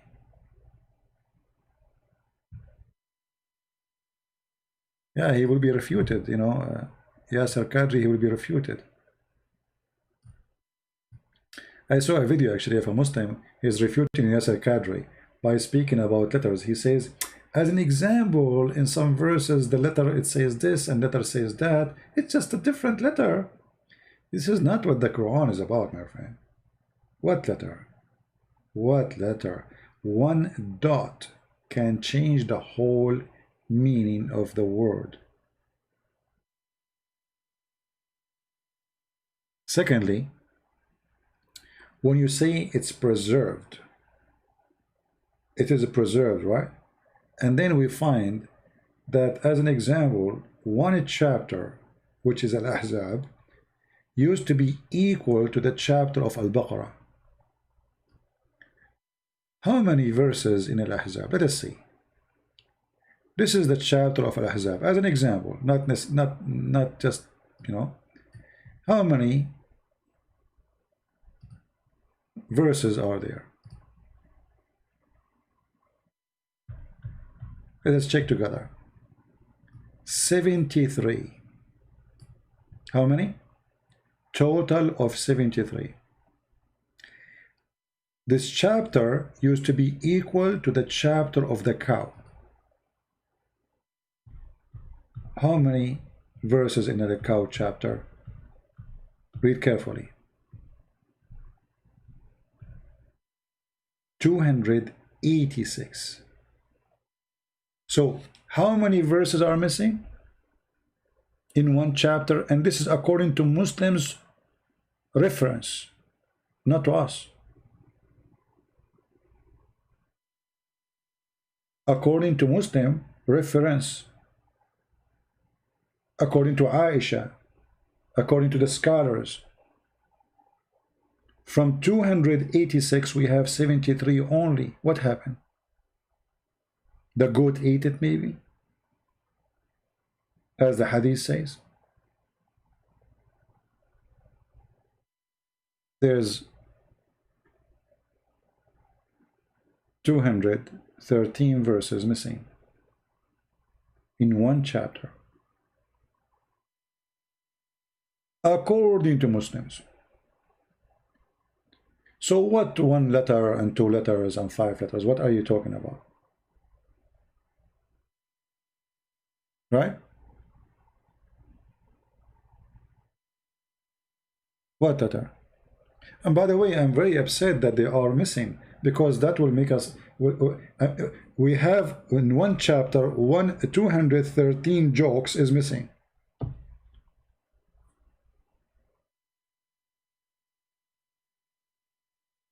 For me, I'm against any goat when I eat the Quran, as the hadith says, because the more the goat eat, the less we can expose Muhammad.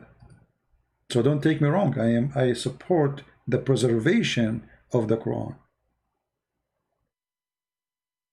You know what I mean? And I'm so upset actually from this goat who ate the Quran, if you remember.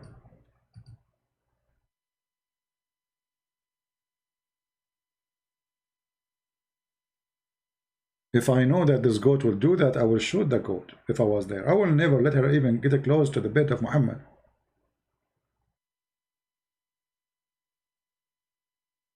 Because the more we lose of the Quran, the more we, you know, have less good time. Any Muslim have anything to say?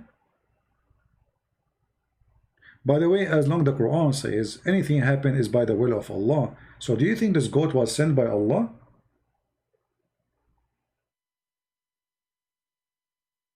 Anyone have like an explanation from the Muslim belief?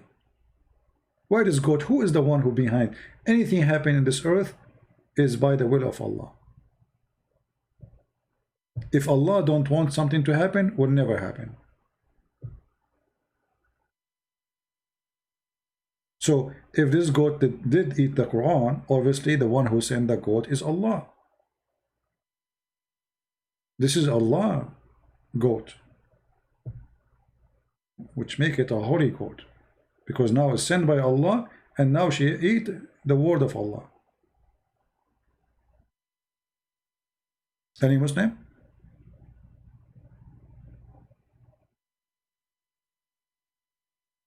No, like, you know, you see the Quran confirm that nothing happened. You remember the guy who called me in the other day from he's from Bangladesh, but he live in England? Salsuri, I don't know what his name, Salmunu, Salulala, Sanaruluri, I don't know. The guy who speaks like Sabil Ahmad, you know, so fast.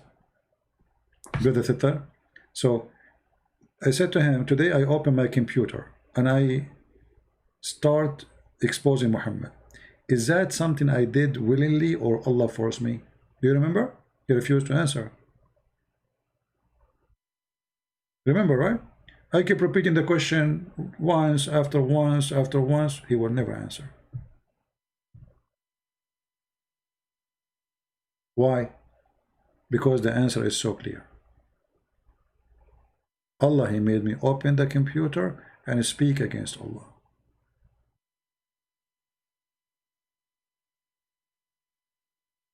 What kind of religion is original? So when the goat, she ate the Quran, obviously Allah, He sent the goat.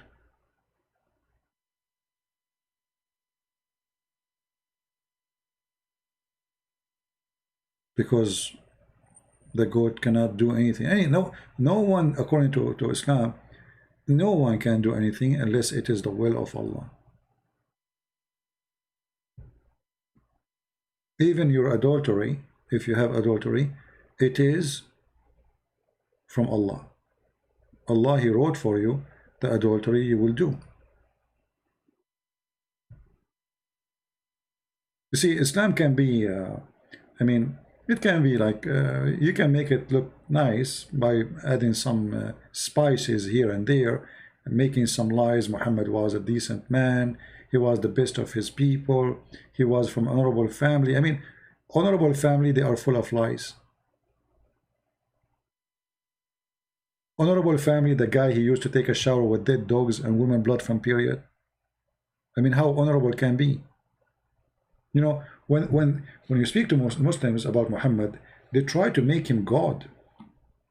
He is from a biggest family. He is from honorable family. So if he was from honorable family, how come when Khadija, she made her father drunk just to make him think that he agreed to marry her to him? I mean, she needed to commit a fraud with Muhammad by the help of Muhammad in order to make her able to have Muhammad in her bedroom. Why the father was rejecting Muhammad? Remember, Khadija, she was married to 2 men before Muhammad. She had many kids before Muhammad. She is way older than Muhammad. So actually, the father should be happy that a younger man is going to marry this woman. Especially, you know, we Middle Eastern, all Middle Eastern, they want to have a virgins. Are you a virgin? If you're not a virgin, bye-bye. Okay? Yeah. So how come Muhammad want to marry this woman who is not a virgin and have many kids? Because she have money. And Muhammad is not from an honorable family. Otherwise, the father will be dying to make her have such a husband. As the Muslim claim, he is the most decent man. Trustworthy.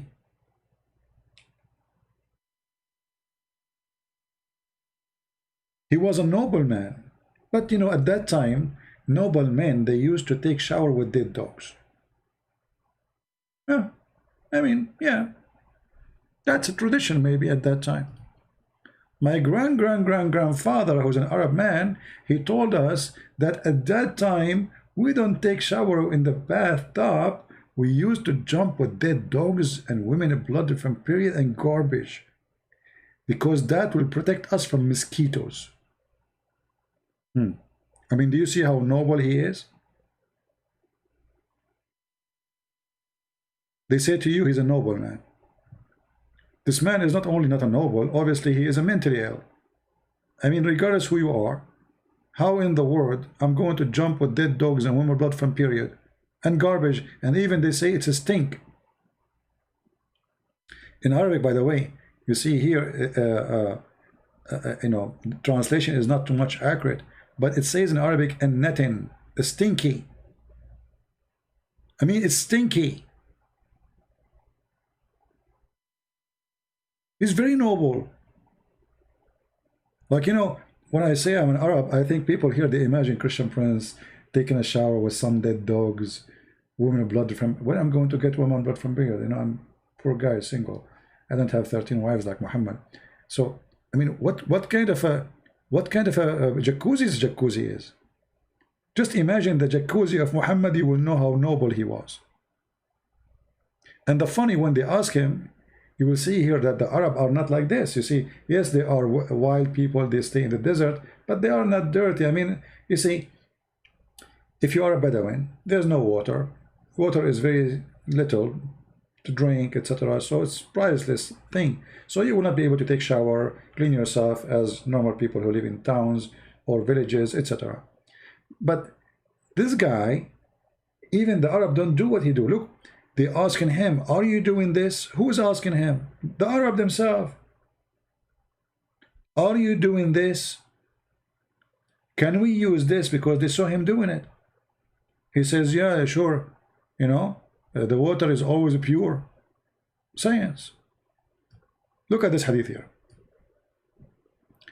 I passed by the Prophet, and look how they book those things. B-U-H, P-U-H, P-B-U-H. What is that? Corporation something? I mean, they cannot even say his name without adding those things. He will get killed. For he's the real God of Islam. So I passed by the Prophet, P-B-U-H-F-O-O-O-O-M-A, all the alphabet, peace upon him. Allah pray for him, not to him. When he was performing wudu, what does that mean? He's getting ready to be pure. He is ready to be pure. Wudu is ablution, to be pure for prayer. Okay, how Muhammad do ablution? Look at this. By from the well of Bidah, I said, are you performing wudu from it when garbage is thrown in it? Unbelievable. Like what? And the guy is a Muslim, by the way. The guy who asked him the question, Abu Sa'id al-Khudri, his father, Abu Sa'id al-Khudri is a very well-known person. His father said to Muhammad, the story reported by a very, very well-known Muslim person. So his father, he was asking Muhammad, are you doing ablution with this garbage? Hey, my friend from India, welcome. All right. Look at this hadith here. The people asked the Prophet, S-A-W-S. Look, here is S-A-W-S. Here, it is P-B-U-H. I mean, do you see the difference, brother? It's fun to be Muhammad. Look, here, Prophet Muhammad, P-B-U-H. Here, Messenger of Allah, S-A-W-S. I mean, that's you cannot say the name of Muhammad without all those letters after him. Mercedes-Benz, 300, 500. I mean, you have to say something. Come on, this is Muhammad. You can't say just Muhammad. Allah himself pray on him. Huh? Called Fairuz. Fairuz, he left Islam, my friend. Don't you know? He left Islam already. He called us and he denounced Islam. And he accepted Christianity. He became a Christian now. Can we perform ablution out of the well of Bidah, which into it menstrual clothes and dead dogs and stinking things were thrown? And do you know how big this thing is? Smaller than jacuzzi. The water they are. This is, by the way, they call it bi'r. Muslim they say this. There's Abdul. His name is Osama Abdullah. Osama Abdullah, he gathered with a team to refute me. And they said the Prophet was so clean, and even he used to clean himself from lice. Can you believe it? I mean, those guys, 5 or 7 guys, they gathered together to refute Christian Prince. And now they want to prove that the Prophet was clean. How they prove it? They say the Prophet, he was clean, and even he used to clean himself from lies. Isn't it amazing? I mean, why you don't believe that the Prophet was so clean? He used to clean himself from lies.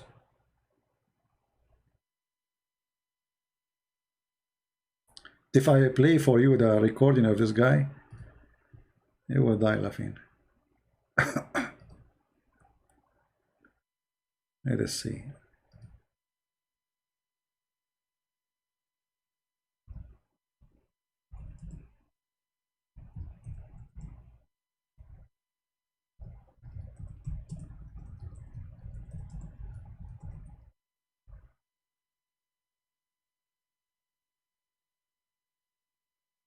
Oh.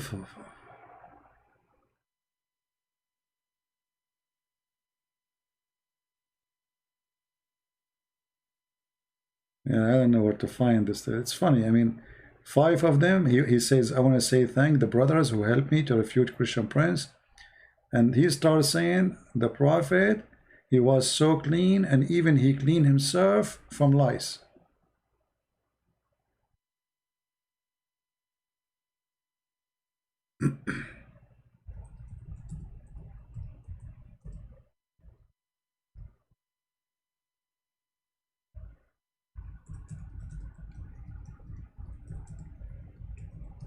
Let us see if I can find it.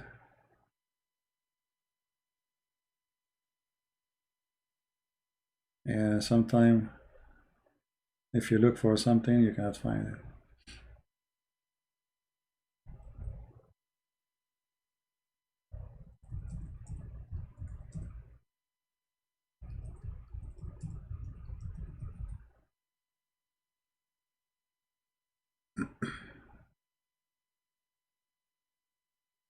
The funny, this guy first time he come to my chat room. Yeah, here we go. I found it. Yeah, I found it.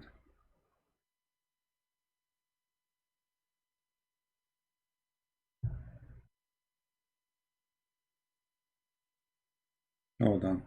We will hear an audio. We found it.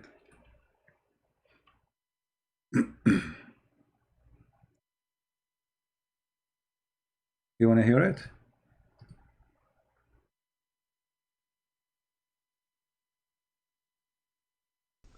Whether the 2 million people who currently live in Mecca, provided that with ample scientific quotes. Point number 3, the Islamic standards. I've demonstrated the Islamic standards on cleanliness of water. If the smell, taste, and color of the water are not altered, then I mean, the hadith says it's a stink, and they says the water is not altered, and the color. The water remains pure. I have also proven that the water that the Prophet of Islam drank fit those standards. Point number 4, Prophet Muhammad, peace be upon him, was clean and even cleaned the lice from himself. Unbelievable. Did you hear it? The Prophet was so clean, and even he cleaned his lice from himself. Hello? What's wrong with you people? Crazy people, aren't you?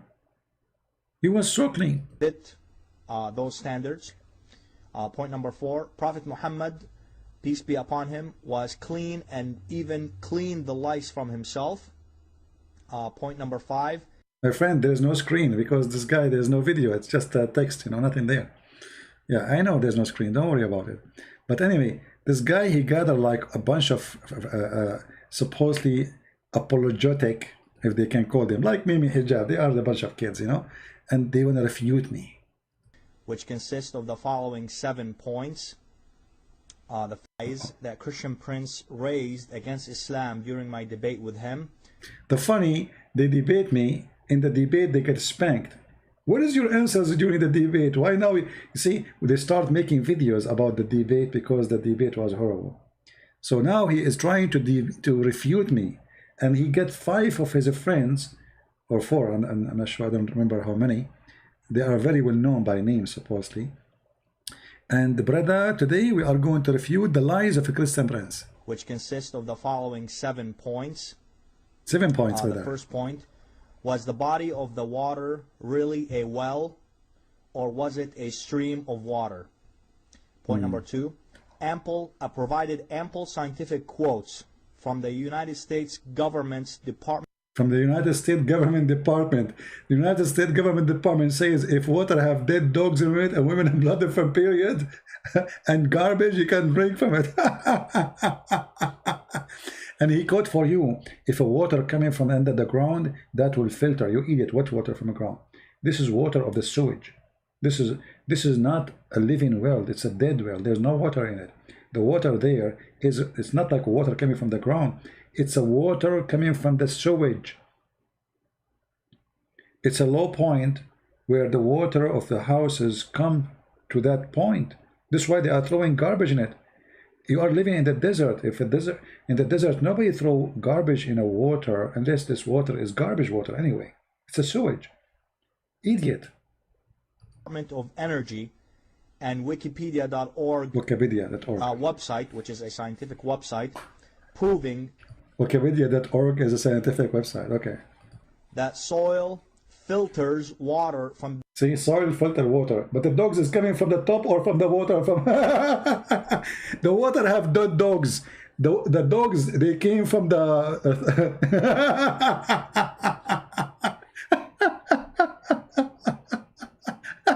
The dogs are around Muhammad, they are dead. And he says the soil filtered the water. Bacteria and microbes. I provided that with ample scientific quotes. Oh boy. Point number 3, the Islamic standards. I've demonstrated the Islamic standards on cleanliness of water. If the smell, taste, and color of the water are not altered, then the water remains. The ones asking for a screen, my friend, there's no screen. This guy is not, there's no video, he's just talking, so there's no screen. I will put for you something in the screen. Here we go. Are you happy now? Here we go. That's better. There's no screen. Pure. I have also proven that the water that the Prophet of Islam drank fit those standards. Point number 4, Prophet Muhammad, peace be upon him, was clean and even cleaned the lice from himself. Okay. You people like to have a screen, huh? You like to see pictures.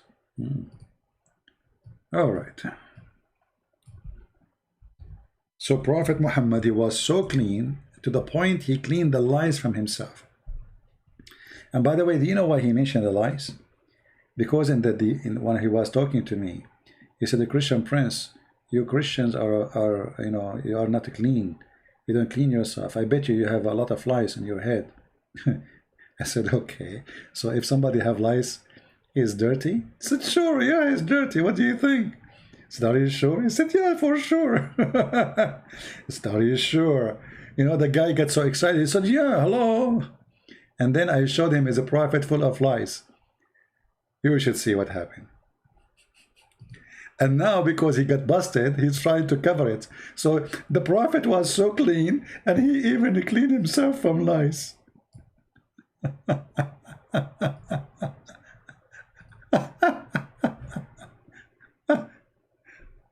Like the Muslim women, she said to me, the Christian women, they are full of AIDS.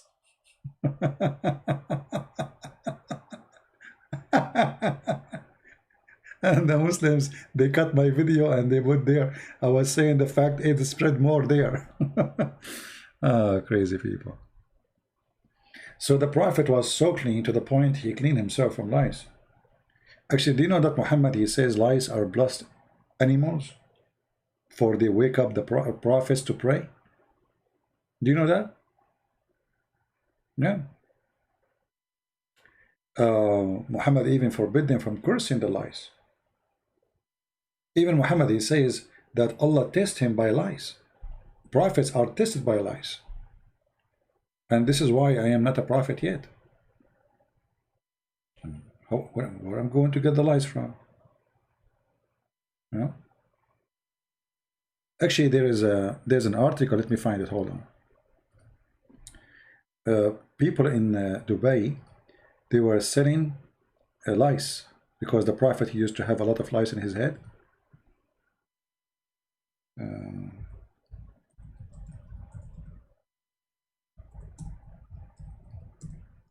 So because he used to have, yeah, here we go.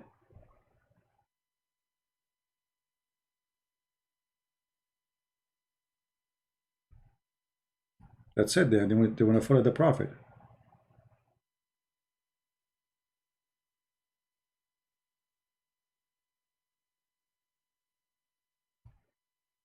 Here we go. And they are saying that it is scientifically correct to do so. Lies are being sold in Dubai. Lies are sold in Dubai for the people who have spent so much money for looting lies. Ephesus, because lies is being sold in Dubai. What is this? I mean, this is English. I don't understand. Not even a normal price, only lucky 14 dirham. I don't know, this translation is weird. Let me find something. This is Daily Bangladesh newspaper. Let me find something else. Yeah, just because the Prophet, he have a lot of lies in his head, so everybody start getting lies. Yeah. Alhamdulillah, Alhamdulillah, brother, Alhamdulillah.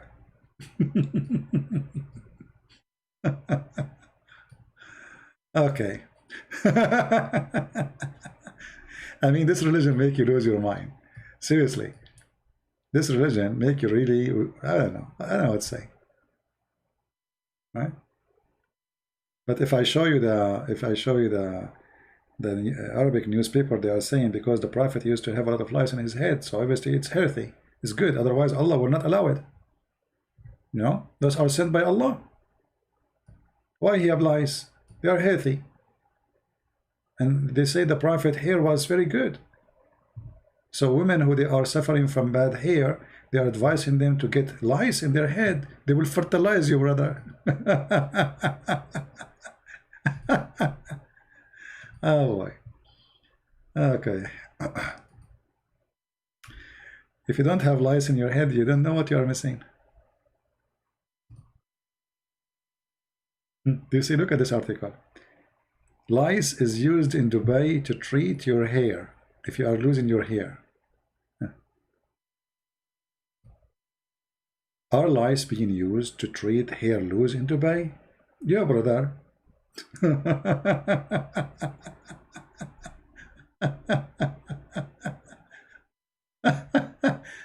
Madness is amazing.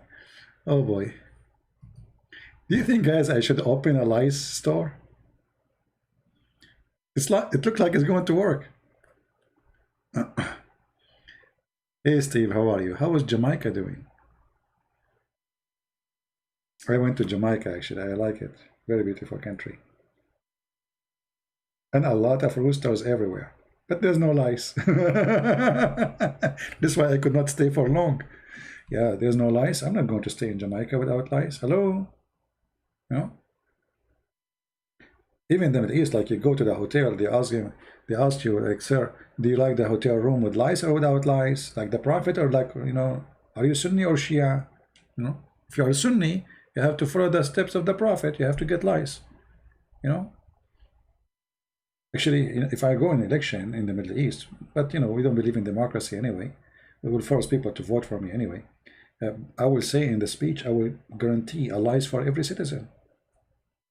Alhamdulillah, lies for every citizen. Alhamdulillah. Yeah. Yeah. The Prophet was clean, and even he was cleaning himself from lies. That's something. Super intelligent people. Point number 5. I've exposed Christian princes' lies on the water of Zamzam, for it is only a small stream of water and not a large one. As see how smart they are. I exposed their lies. They say that this is a miracle, have a lot of water, and I made them say with their mouth that water of Zamzam is dead. This is what he would say. You see, in order to make a Muslim say something, ask him for the opposite. There's a guy, I forgot his name. He's a friend of this guy, Vattari, something like this. I said to him, the Prophet used to like, you know, he's not against gay. He said, no, you know, you are, you know, wrong. You are lying. I said, really? Where? Show me. You know. So if I give him the hadith, the hadith in front of me in the screen, if I give him the hadith to read, he will say, I reject it. It is da'if. I don't accept it. So look what he did. I know he's going to pick up this hadith. So he picked up exactly the hadith I want him to read. And he start reading until he arrived. That there is a, you know, and the Prophet he ordered to kick the gays out of the houses. And the Prophet he used to have a gay in his house. And Abu Bakr used to have a gay in his house. Everybody have a gay in his house. I mean, and the second I said, see, look, what the gay was doing in the house of the Prophet. The second he said that, he stopped talking and he left. So if I show him the hadith that the Prophet he have a gay in his house, who stay all the time there, they will say, oh no, we don't accept it. I made him quote the hadith which I want. Because this is how it works. You are not debating them. For always they try to deceive and they try to lie. So you have, it's like a game, it's like a trap, you know. Christian Prince lied. The Saudi Arabian government today provides water to its people, whether the 2 million people who currently live in Mecca and Medina, this number according to him, I don't know if this number is true or not, but anyway, it provides the water, the fresh drinkable water to them from the Red Sea and the Persian Gulf. Basically, they have special processing plants that... So how your Prophet order people to go and drink water Zamzam, and you Muslim, you send Zamzam to London, Zamzam to Australia, it's fake. It's a fraud. There's no Zamzam. Zamzam is gone.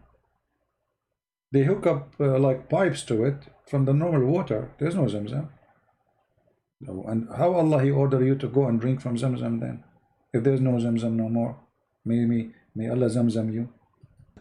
Take water from the sea and filter and clean out the salt, process the water and turn it into clean and drinkable water. This is where the Meccans of today get their water. The stream of Zamzam is not big enough to take care of all of them. Right. Point number 6, exposing Christian Prince's lies on the bewitchment of Prophet Muhammad, peace be upon him. I've also demonstrated how Jesus suffered, quote, end quote, and had evil desires. That's according. So the guys, I quote, he's quoting, where we can find this is in the Bible. I mean, when they lie, it's amazing. The Bible says suffer and have evil desire, and I quote, this is quotation supposedly. I quote, again I quote.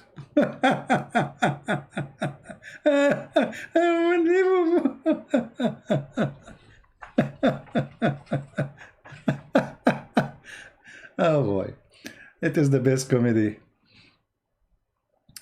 You know, sometimes I'm driving, I stop like in the traffic light and I explode laughing. I remember something happened during those debates, and you know, like it's embarrassing. Sometimes people will look like, what's wrong with this guy? But today, because of the Bluetooth, you know, you can save yourself from being like, it's what, are you crazy laughing to yourself? Like, you know, you are by yourself.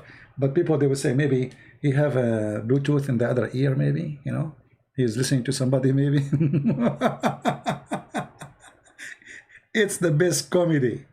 Unbelievable. According to his New Testament, in him during his 40 days of temptation from Satan. The temptation was so bad and so heavy on Jesus that angels had to, quote, attend him to help hhim from the, quote, suffering and, quote, evil desires. Quote, evil desire, quote, and suffering, quote. where we can, and how the angels are attending him if he is not God. He fasted for 40 days. What temptation, you coward. You see, when the Bible says that the Satan, he tempt is an act to try. Either it succeed or not. But all of us, we knew that the story is there. Anyone can go read it. Satan, he was not succeed. So he failed in his temptation. Jesus never commits sin. Even the Quran and the Hadith confirm that. So those kids, because they are bankrupt, they don't know what to do.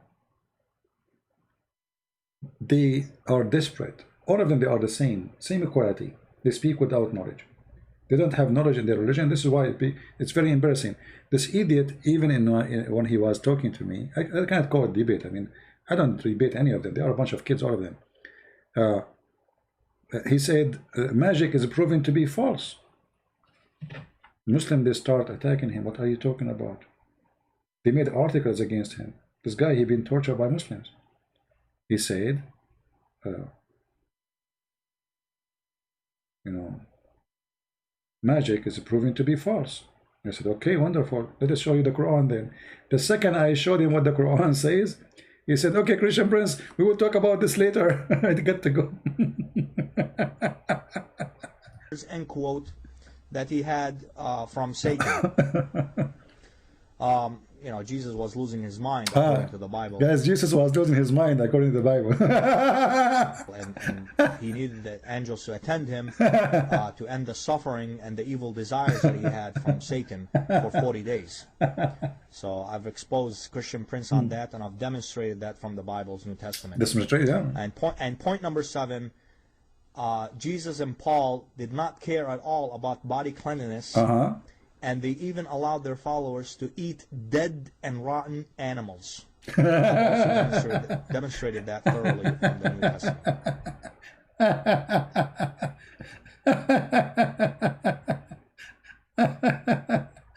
All right. From the commentary right now, okay, just to prove that you are a liar again, once more. Okay, here we go. Let me. Anyway, it's a kind of funny and.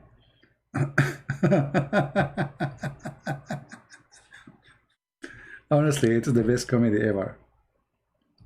All of them, they are the same, and the only way to avoid to be humiliated is not to talk to me. Like, you know, Shabir Ali, Mimi Hijab, all of them, they are willing to debate anyone, but they will not talk to me. All right. Do we have any Mohammedan want to say anything? Anyone? We can change the topic if you want. If there is anything like you think it's good to talk about. Any Muslim think there's something good in the Quran or in Islam, want to share it with us? See how nice I am? I'm not asking for something bad in Islam. I'm asking for something good. Any Muslim, he have an idea about something good in Islam?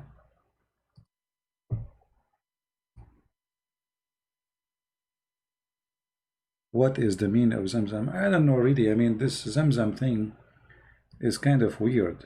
You know, the name is strange. I don't know. Doesn't even make sense. I don't think even it's an Arabic word too.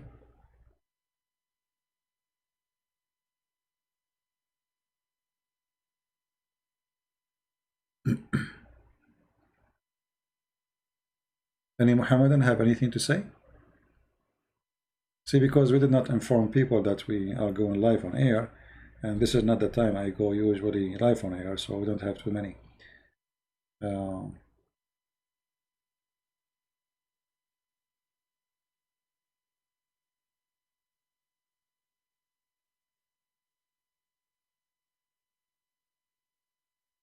Can you talk about abrogated Medina versus Mecca verses? You know, I don't believe really in those Medina and Mecca stories. However, as long as the Muslims believe in them, the story is very simple. Muhammad, when he was in Medina, in Mecca, he was a weak person. He didn't have men and army.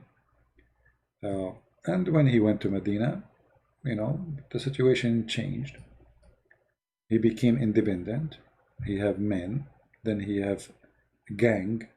You know, he invited a group. It's called Sa'alik. Sa'alik in Arabic is an insult. You know, when you say to somebody Sa'luk, he will be so crazy if you say that to him. So Muhammad, he invited the Sa'alik, which is the outlaw, the criminals, the trash of the Arab. You see, this is literally what the word means, Sa'alik, the trash. When you commit a crime and you are an Arab, your tribe will trash you. And look what the hadith says. Because Muslim, they might say, where you get this from, that he have sa'alik. Let us see the reference. It says here, Muhammad, he said, أبشروا يا صعاليك العرب يا معشر صعاليك المهاجرين. You see it? Muhammad, he called his followers Sa'alik. The Muslim, they translate it as the poor. The fact this is not true. First of all, those are not poor. They are criminals. They make a lot of money. Sa'alik simply are pirate. People who attack people in the street. They rob them. You know, they take their money. They make a lot of money. Like now, the Sa'alik of Somalia, the pirate. In one attack, they can make millions of dollars. They hijack a ship and they ask for ransom. They will not release the ship unless you give them $2 million in one day. So they are not poor. This is very, you know, make you really rich fast. Right? People who commit crimes, especially heavy-duty crimes, they are not poor. They make a lot of money. How they will get poor? I mean, they get the money of everybody in their pocket in 2 seconds. Right? So the Muslim, they say here in the translation, rejoice you, the group of the poor immigrant. It doesn't say poor, it says Sa'alik.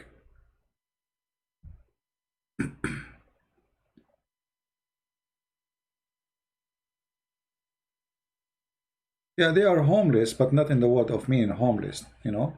They live, they are the cast out members of their own tribes, which means they are a mix of people from different tribes.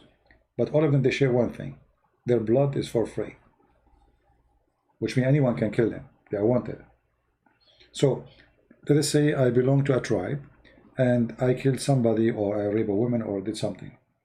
So, in order for my tribe to avoid the revenge of the other tribe, they wash their hands from my blood. And that make me join the outlaw. So I cannot live in the tribe no more. I cannot be carrying their name. I have no protection from them. And then the other tribe, they are free to find me and kill me. You know? The outcast, exactly. And this is what Muhammad, in front of anyone who speaks Arabic, it says Sa'alik. Actually, let me find what Sa'alik mean in English. Maybe we can find, because there is even they have poetries there, you know, they are.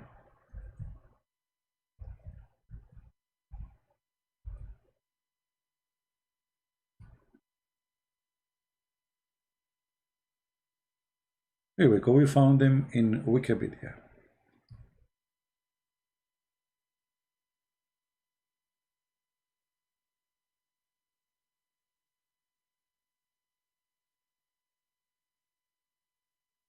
I'm not sure how accurate what they have there, but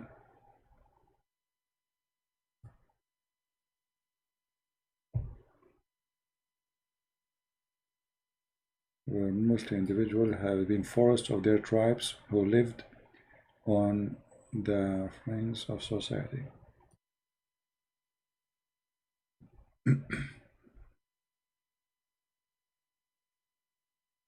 Yeah. And there is any proof that Muhammad tribes attacked the Jews, Christians, and Romans first? Well, Muhammad, he says that. I mean, you don't need to have a proof. Isn't the Quran says attack the Christians and the Jews? Chapter 9, verse 29. What first? If you pay them jizya. Muhammad in the verse says why he attacking them. This is Quran. He says attack them because they don't believe in Allah, not because they are attacking him. Do you see it? The Christians, actually, they are the one who give refuge to Muhammad. Like the guy who was stabbing people today in Scotland, and the other one who a few days ago in London, shouting Allahu Akbar, you know, He came as refugee like Muhammad, and later he stabbed you. So when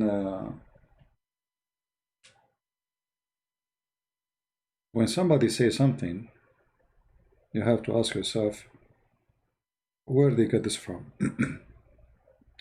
Like saying that Muhammad, he he attacked only those who attack him. The Christian never attack him. Muhammad, he went to Tabuk, the first attempt to attack the Roman. He failed. He went with thousands of fighters. He could not make it. And then he sent a letter first to the king of the Roman in Jerusalem, convert or else ascend to Islam. Even the Muslims agree that he sent it's in the Bukhari. It's not, the Roman never go there. There's nowhere in history that the Roman went to Mecca. So why Muhammad is how we will fight war with them? So what happened when Muhammad, he forbid non-Muslims from entering Mecca, chapter 9 verse number 28, people, they start complaining how we will make money now. Okay, you took over Mecca. You see that Tawbah is the last thing in Muhammad's life. This is a chapter, should be actually at the end of the Quran, not chapter number 9. This is at the end of the life of Muhammad. So he forbid the believers from allowing the non-believers to enter Mecca. Okay, but the Kaaba is a bazaar, is a market, is a mall, like the mall today, where people have stores, lingerie, Victoria's Secrets.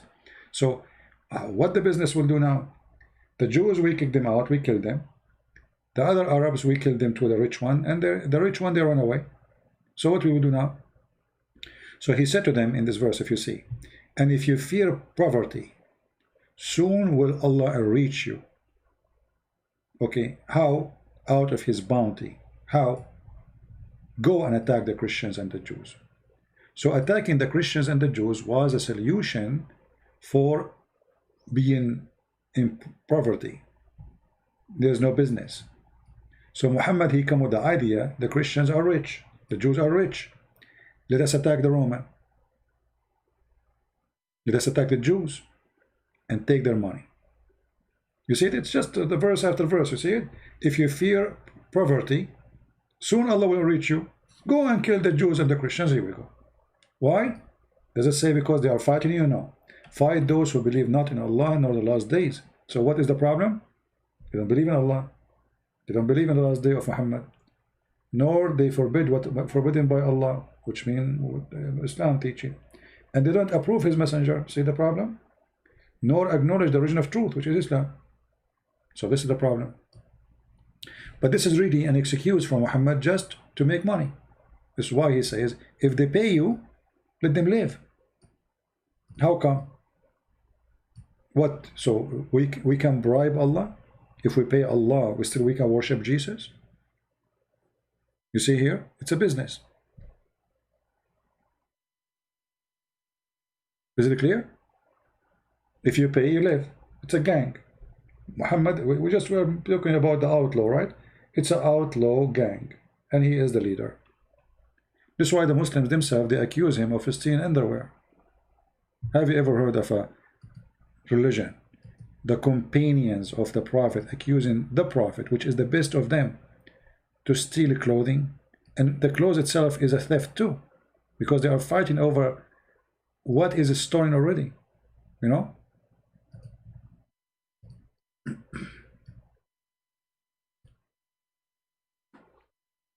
I mean, what kind of a prophet, as you see in chapter 3 verse 161, how a prophet can be a thief? And look at the false translation. It says no prophet could ever be false in his trust. It doesn't say that. It says Yahul. It's not for a prophet to be a thief. Change the translation. I mean, you cannot find even a decent translation. Let us see this one. What trust? Here we go. Look at this translation. Look how funny it is. Just to avoid that he's a thief. It is not for any prophet to take illegally a part of the booty. It's the booty. How it became legal. They attack a caravan and now they are fighting over the laundry. And they are fighting over what? Clothing. You believe it? I mean, look how trashy they are. They are not fighting over gold and silver. They are fighting over a piece of clothing. And the translation trying to avoid that it says yaghul. It's to steal. What illegally part? Why you don't say, okay, if somebody takes something illegally, isn't it a theft? Say it. They don't. They will not say that Allah saying the Prophet is not a thief. And actually, this verse here proving that Muhammad is a fraud. Anyone knows why? Anyone notice why? Let's see how many of you are listening, learning. How we knew that this verse proving Muhammad is a fraud? Okay, let's say this. Somebody accused me of a theft. And God wanted to show that I am innocent. Is it enough just to say, to make a verse delivered to me? I'm the one who delivered to you. So I am the one who's accused. And I am the one who will make a verse or deliver a verse saying I am not the one who took it. Doesn't make sense. Why Allah don't tell Muhammad who is the one who took it? We go to his house, we found the underwear.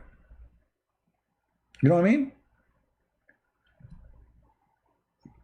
Muhammad did not tell who is the one. Why Allah did not tell him who is the one who took the underwear? That will prove that Muhammad is innocent. And it's amazing, it's a miracle because nobody knows. You know what I mean? Are you getting my point?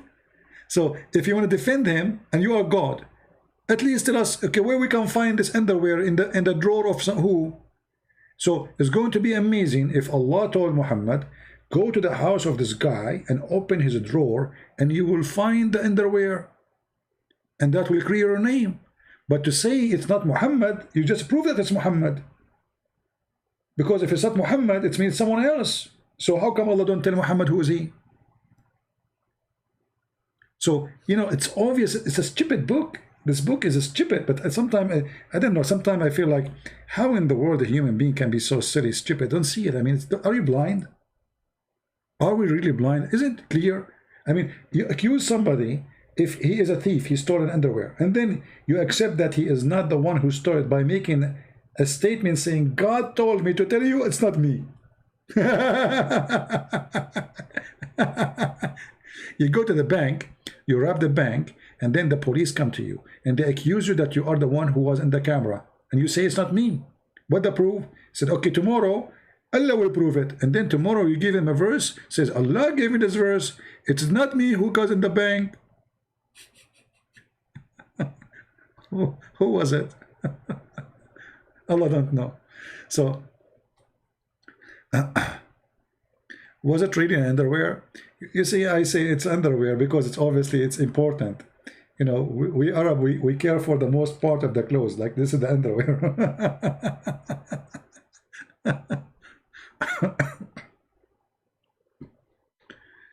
Oh boy.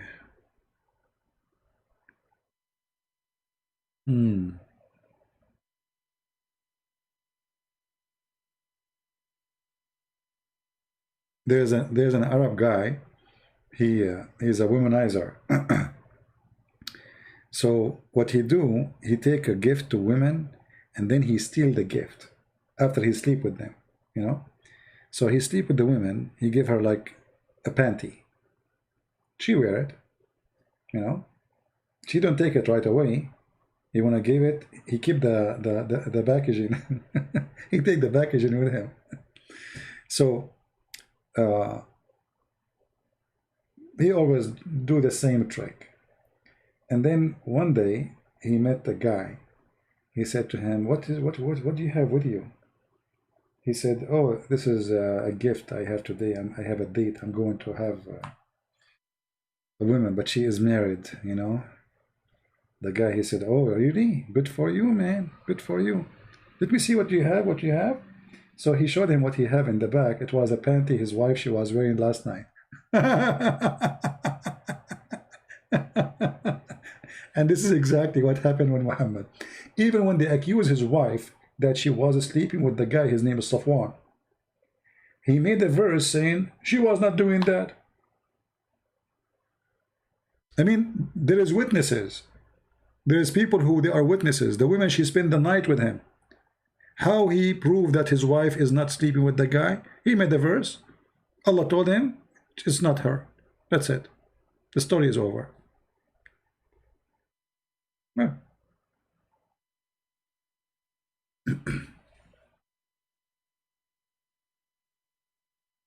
Yeah. Anyway, did we have a good time today?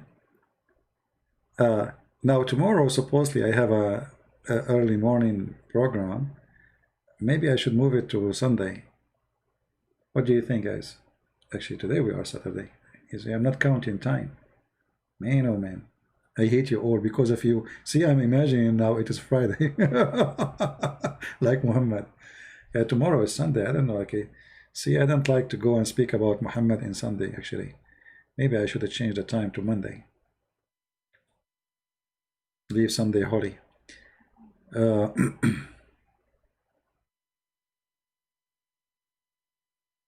Let us see. How is your roof? Oh, my friend, come help me. You know, my house is very old. You know, I appreciate the Lord. You know, having a roof is something wonderful. I'm so grateful. But I have like bad insulation. You know, many things need to be repaired. And now it's getting more and more hot. And literally, I feel I'm being cooked like a barbecue. And you know, here labor in USA is very expensive. Extremely expensive. It's okay, you know. Slowly, we make things work. No, I think I will change the time from tomorrow. I supposedly I will do it tomorrow, but I think I will change the timing. Let us see. I will change it to different time. Yeah, I will make it Monday, the same time, Monday morning. All right.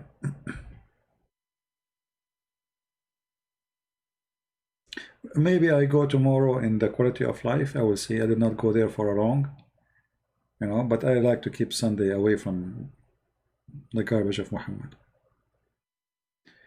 Hey, how are you? Bam, from South America. Where from South America? Which country? Actually, I order a fan for the attic. Yeah, very expensive stuff. I ordered solar one, but they are expensive. But better than being cooked. You know what you can do.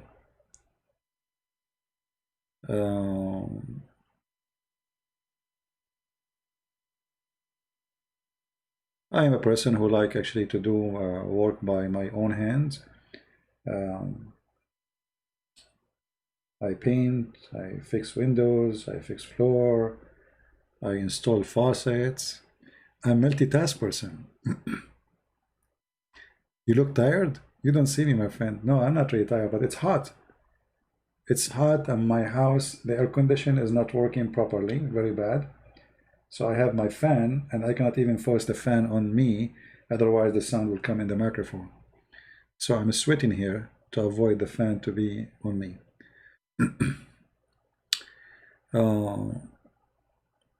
Well, I'm not the one who can translate things. You know, there's a person actually. See, many people, they ask me to translate, and they text me in Skype. If you want to text me in Patreon, because in Skype I have thousands of texts. I cannot read it all. Many of you, they text me there, they think I'm going to read it. I cannot. If you open my Skype, it's impossible. You know? Yeah.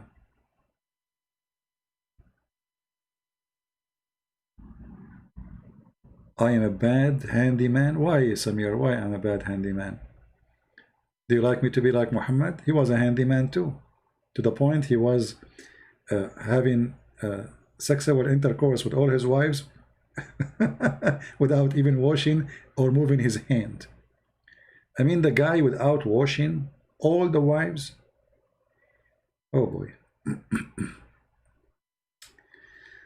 Anyway.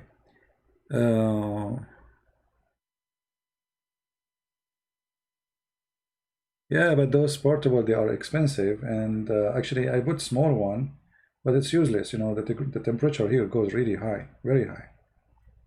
So when it goes like in the middle of the day, the temperature is like an oven.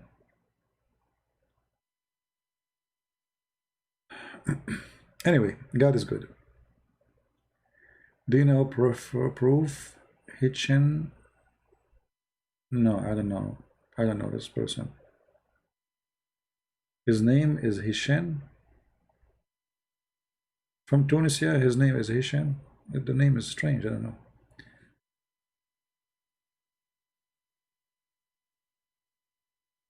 Yeah. Anyway, don't worry about me. Everything is good. God is good. You know, always see the what happen always when things, let us say, you might think that things is going like bad on you, or there is something is really bothering you.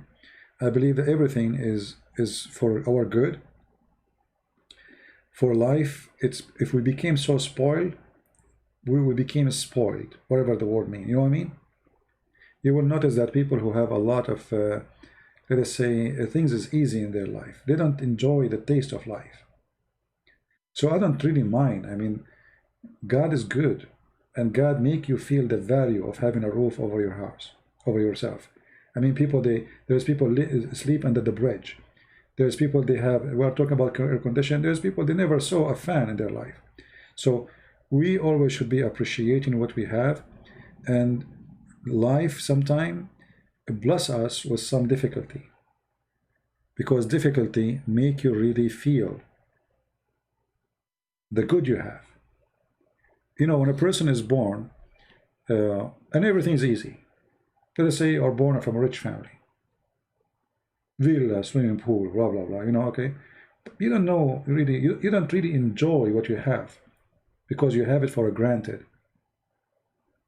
A poor who bought for the first time a little tiny TV is way more happy than you living in that villa.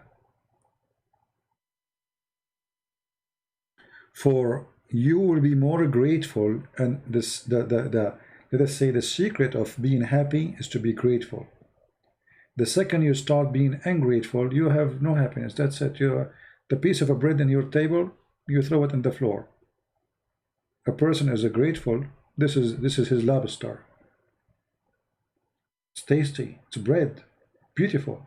Thank God. But because you're a person who is not used to be grateful, this is why you see most of people who commit suicide are very rich people, not the opposite. I mean, how in the world somebody is a famous actor or making millions, he commits suicide? How do you do that? Because their life became useless. They have everything, you know? Struggle is very healthy, can make you stronger. It strengthens your mind, because always you have to think how to improve your life, and that will make you even work harder, especially if you have people who you love. You want to make them happier.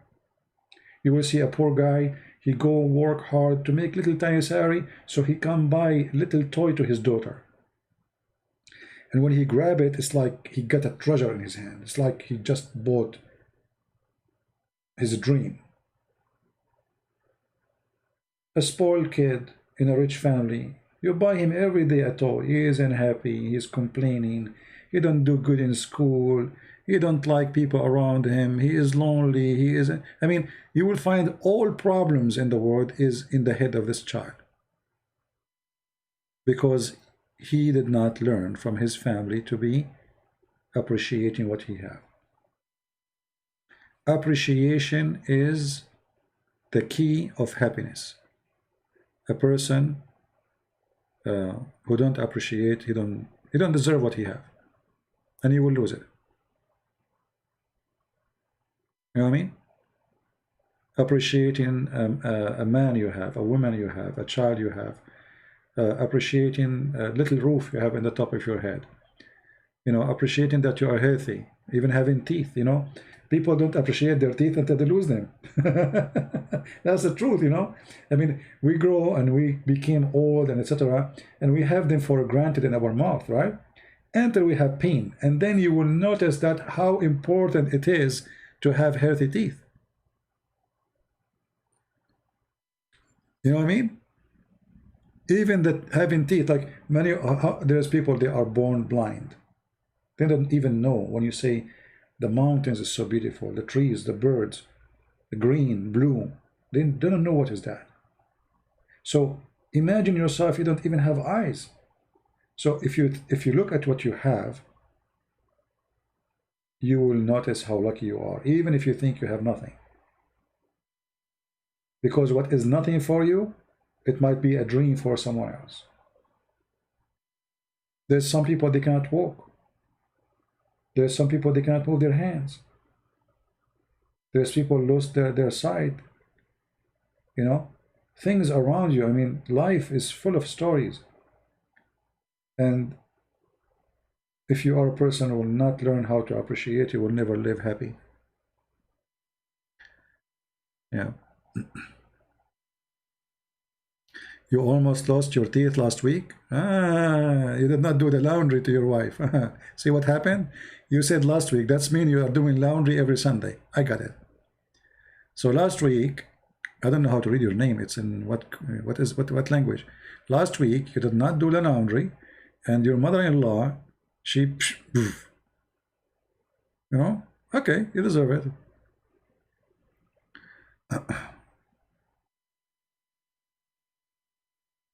Yeah, his name is Qatham. Yeah, Qatham. Yeah.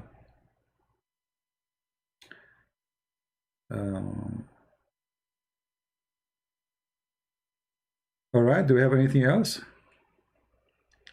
Yeah, my advice for always appreciate what you have, otherwise you will lose it. And mostly, sadly, people don't appreciate until they lose what they have. It might be a man, it might be a family member, it might be a friend, it might be even, you know, a part of your body. You know, this is the nature of a human being. You know, you might live with, like, let us say, you have people you see every day, and you think they are not important from your life or in your life. You will not know really how important they are unless you stay away from them. And if you do not even remember them, that's mean obviously they are not important. But if you really miss them so much, that's mean you really, really need them. They are a very important part of your life. And that's what happened with many of us. Like, you know, you have a child, you humiliate him, go find a job. You know, when I was in your age, you know, just don't be tough with your children. Give them a chance. And be a hand for them, not against them. You know, all of us, we go through time when we are lazy maybe, or we are not being successful, or not even thinking right. So don't make it worse. The one who need you, he need you now, when he is not successful, not when he is successful. So you should be easier with the one who is not successful when he is not successful, not the opposite. Usually we do the opposite, and then we lose someone important for us. Be smart, don't be a fool, right? Take care of your kids. Don't put too much pressure on them. Try to direct them without losing them.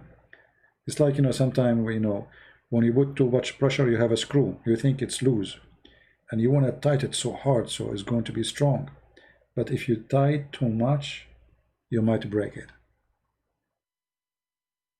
So you have to know when is the limit, when to stop. And this goes for everything, even for you. Sometimes you want to be tough on yourself. You have a limit. You have to know where and when to stop, otherwise you will be broken. All right?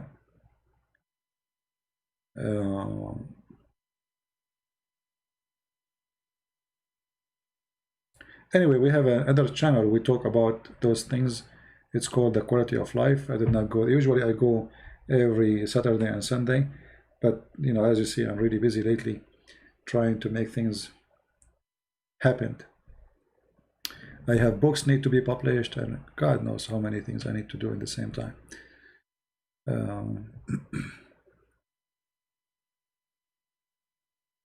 Okay, let's see.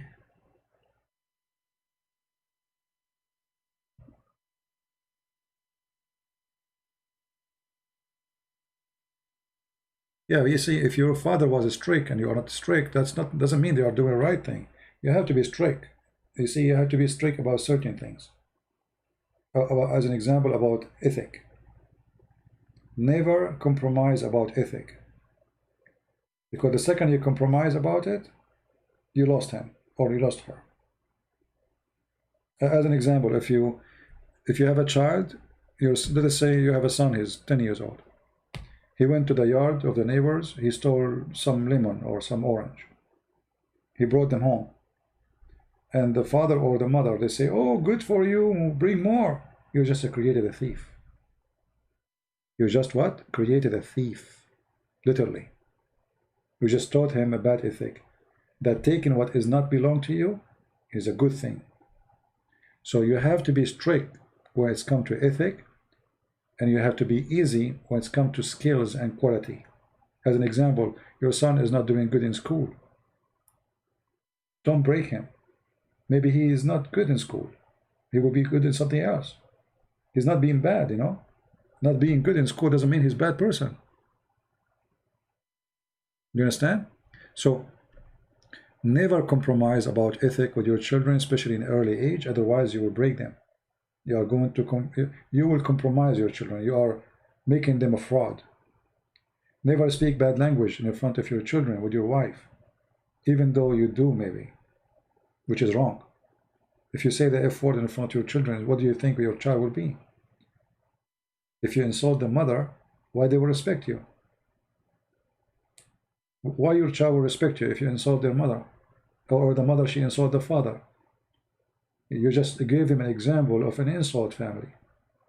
So you have to be careful, never compromise in ethic, and start with yourself, because you will be the best example. Somebody call, you tell your son, tell him I'm not here. You just told him to be a liar.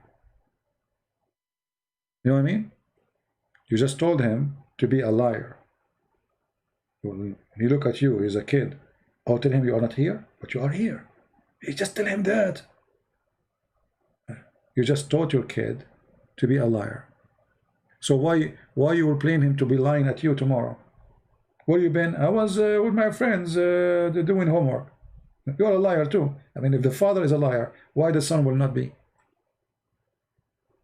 So always little mistakes, maybe you think they are little, but they can turn to be a big problem. So you wanna have a nice future family, successful family. Never compromise with ethics. Start with yourself.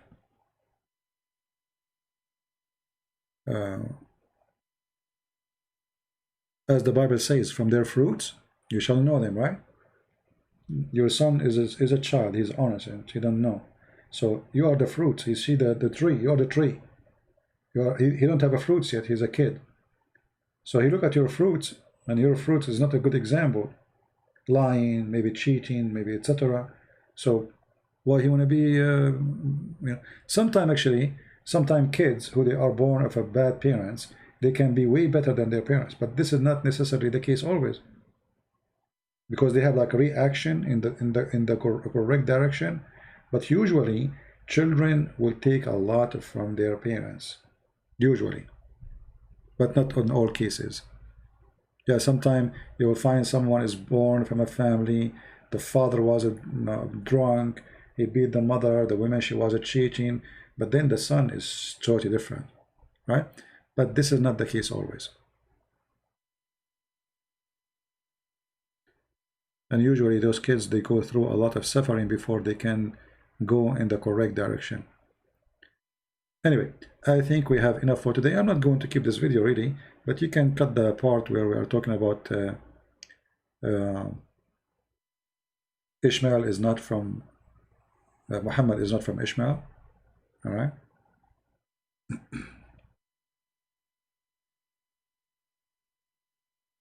Yeah. Like what we see from our idiots surrounding us.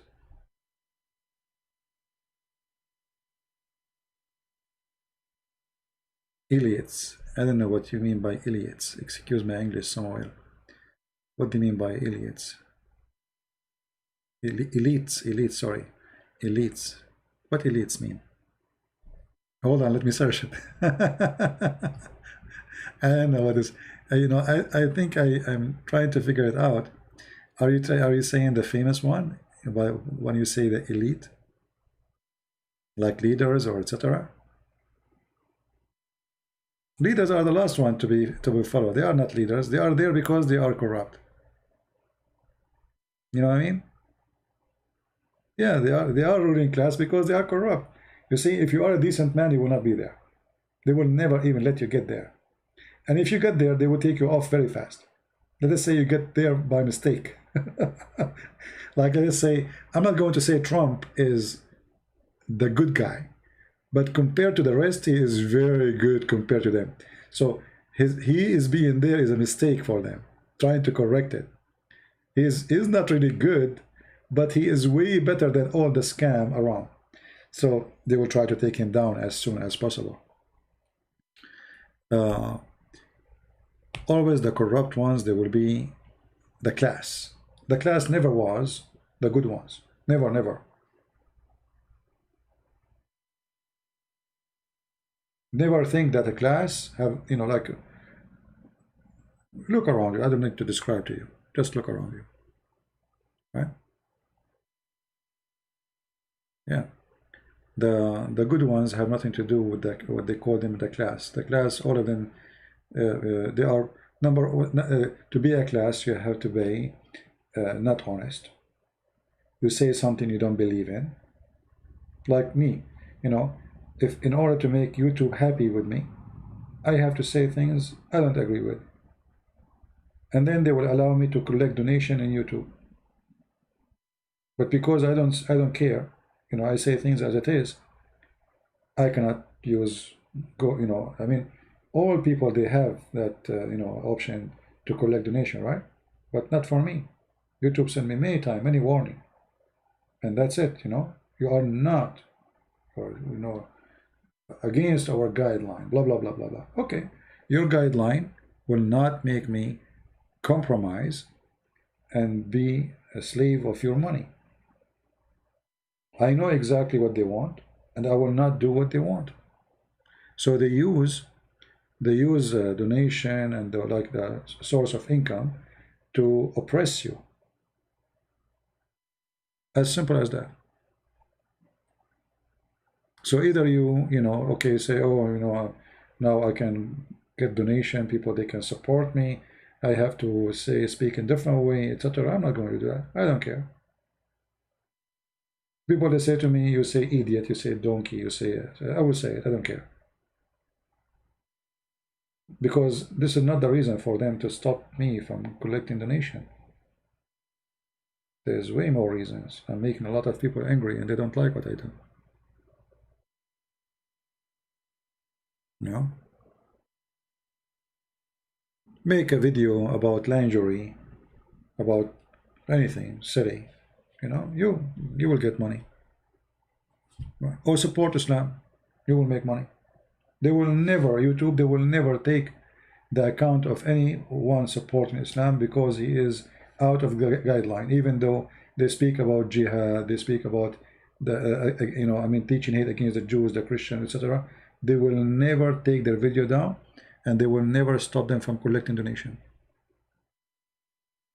But me, I'm a bad person for them, right? Yeah.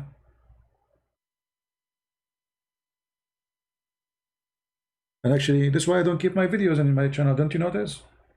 I can't even keep my video for a few days because they are all over me. Each time my account reach 100,000 something, they ban me.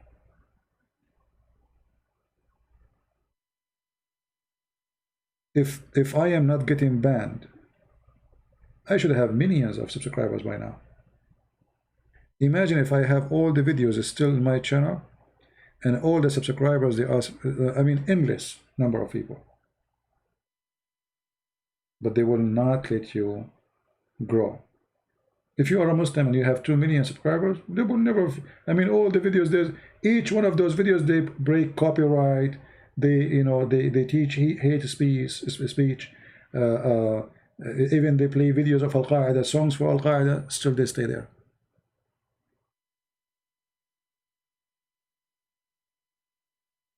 Can you speak about how to explain to non-English speaking Muslims about the content of the hadith? You see, the language is not the problem. The problem is the knowledge. So before to explain something to someone, it doesn't matter what the language is, you have to have knowledge. Otherwise, how you explain something you yourself don't understand. So always before you open your mouth to speak about any topic, you have to educate yourself very well. You know what I mean? And the rest is yours. The rest is you. You have to, when I talk to a person, I don't have a one method. I speak to the person depending who is he. You know what I mean? Sometimes you speak to a nice person, polite, respectful. So you have to speak to him in a manner where he deserves what he deserves. If a person is rude, I will teach him how to be nice. So whoever you want to talk to, you have to examine the person first, his equality, his background, education, and then you can determine how you speak to the person. So there's not it's not like, we are going to make a cake and the size is 4 by 4. You cannot do that. Every person is different. Every person have his own shoes, like Cinderella. You know what I mean? So you have to treat every person as Cinderella. People are different. Humans are different. They think differently. They receive differently. They get upset easy or fast. You have to find out what kind of person you are speaking to.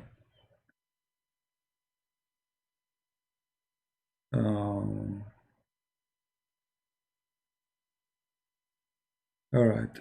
Anything else, guys?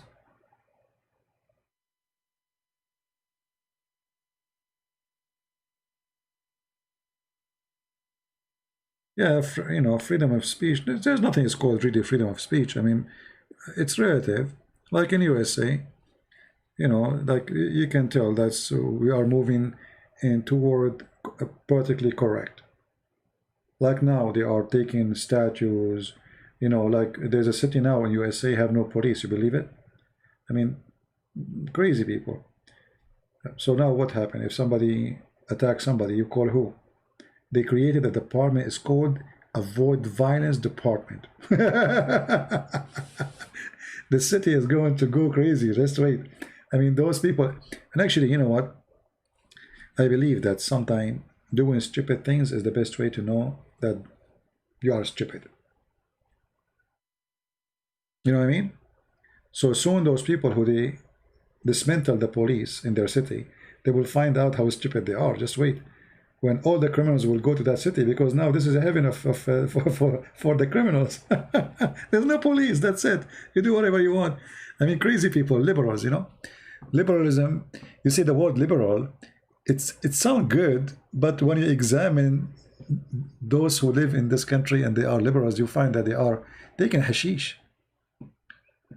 You know what I mean? They are taking hashish.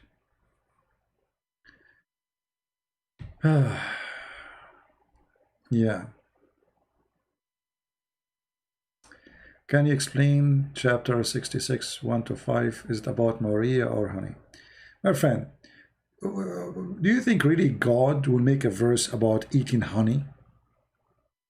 I mean, isn't it the Quran says honey have like benefit from it? So, the story is about Maria. And even the Muslims agree. In their books, it says about Maria. And why the Quran did not say it's about honey, if it's about honey? And what the Prophet, he forbid himself from drinking honey. And then Allah, he made a chapter or verses about it. What kind of God he is involved with the food you want to eat in your kitchen as an individual?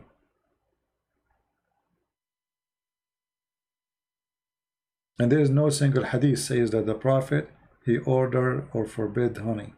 That's false. Actually, he ordered people to drink honey all the time.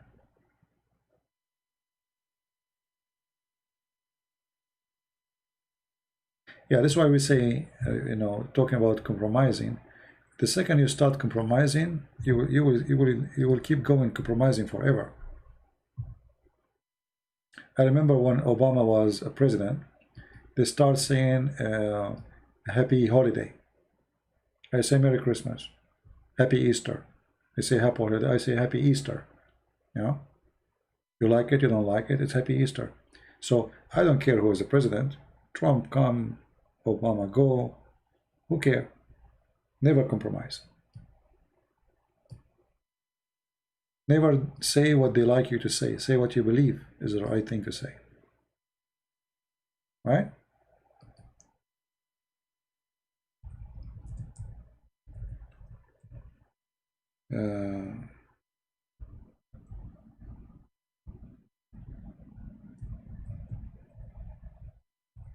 Actually, this is my problem with many people, you know.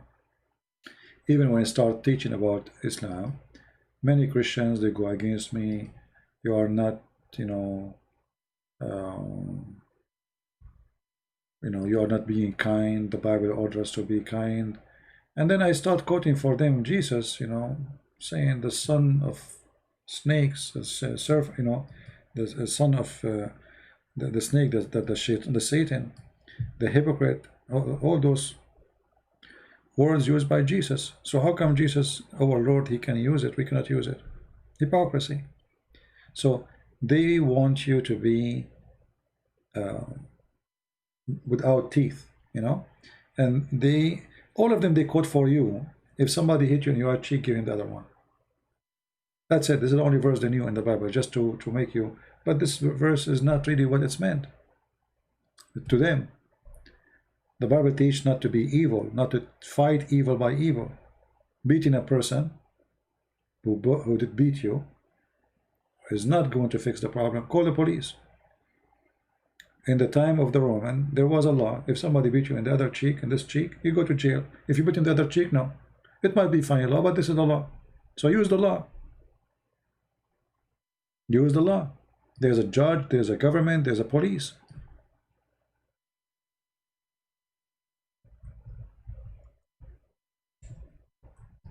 But in order to control you and to make you subdued to the devil, they try sometimes even to use the word of God to make you no one.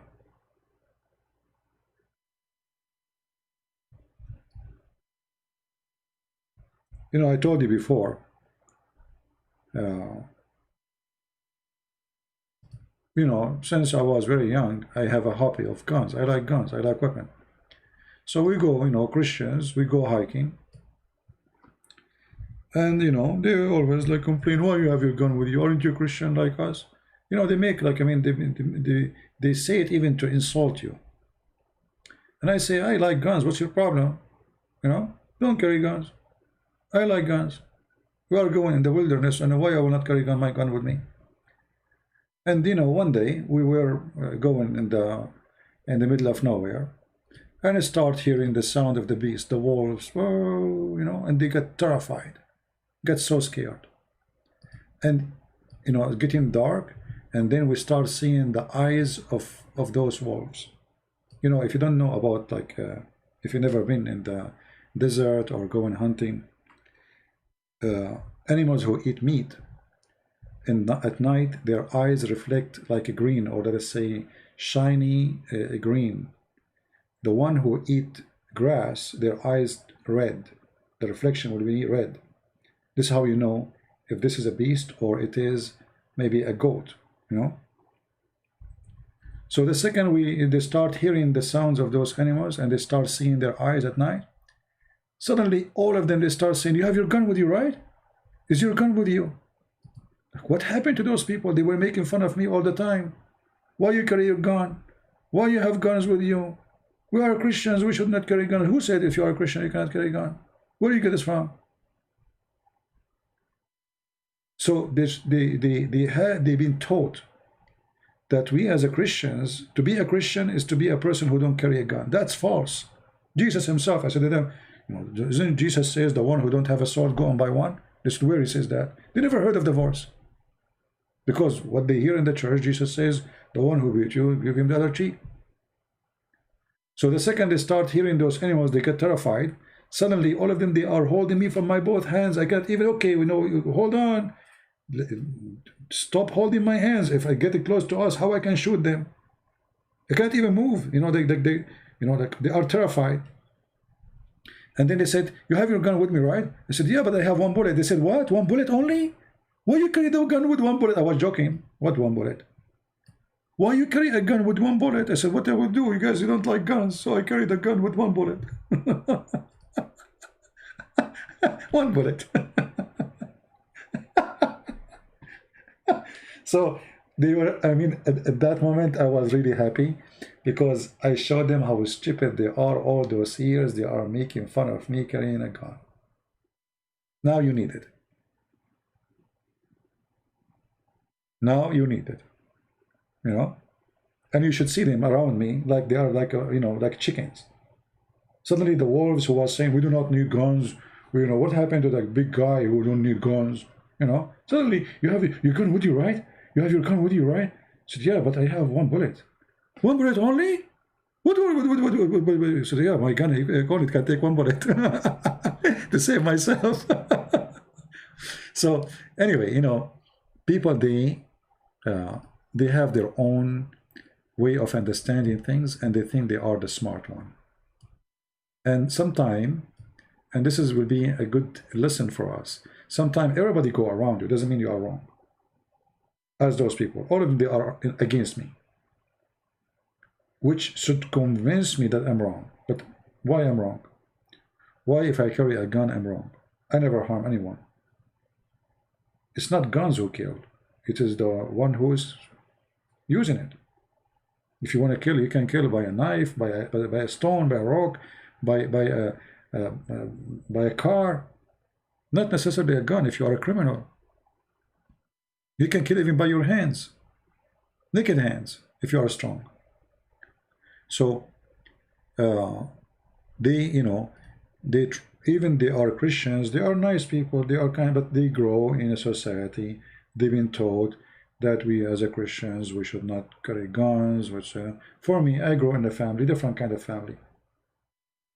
You know, carrying guns is fun. It's like a gift when you are a kid, they give you a gun. You know, we have different, we grow up in different kind of family. But always people, they try to put pressure on you, and the pressure sometimes it might make you think that you are wrong, even though you are not. So don't listen to them. Think about what you do carefully, and you should be able to find out if it's wrong or not. So if you carry a gun, carry it legally, get a license for it, don't commit a crime, and don't hurt people. You know, guns exist for a reason, and that reason should be used only to defend yourself. Never hurt people, never kill people, and don't use it unless you have no choice except to use it. And that's it. You're fine. Never be a criminal. You know? Yeah. Yeah, don't carry a gun without legal permit, because then you will go to jail. And you know, I mean, what? Why you want to do that? You know, you have to be smart. And here in USA, you know, you get a license, you can carry many guns, not only one. You can carry 5, 6, 7 guns. Who cares? It's just one license. Anyway, you have to find out, like in your town, how the law is, and actually having guns in you know. You see, the worst city in USA is Chicago. The worst city. A lot of killing happened there. Why? Citizens are not allowed to have guns. Criminals, they can have it. So when you forbid the good ones from having guns, you are giving permission to the bad ones to take over. Where I live, if you are a thief, if you are a criminal, you go inside the house, 99% you will not get out alive. Because everybody have guns, women have guns. You are not the only one have one. You know what I mean? So it's way more safe society from a society there's no guns in it. Because the only one have gun, either the criminal or the police. The police, they need at least 5 to 10 minutes to arrive. By the time they arrive, you are dead. The criminals, they have their guns. So you say to the good citizen, you cannot have guns, but the bad citizen, they have all the guns they want. This is why you see always in the states which is run by liberals, they have way more crimes than other states. You know, let us say like you want to go in a state where everybody carry guns, you know, with him, and you want to like this guy here, the terrorist. The second you say I want to kill you, Allahu Akbar, you will be shish kebab, because everybody have guns. But if you go to a state where, like in England nobody can have guns. So the citizen cannot protect themselves, and the criminals, they can kill you. Stupidity. All right? So for me, you know, I support that every citizen should have guns at home, but just be sure that you are not giving it to a crazy person.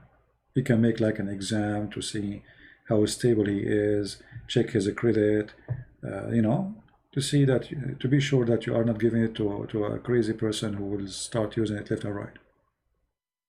But having guns can make more safe society actually. It's not the opposite. All right. All right, I think we have enough for today.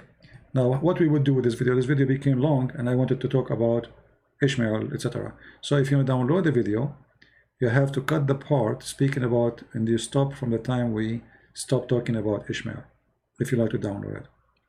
And as I know, I don't keep my videos for long.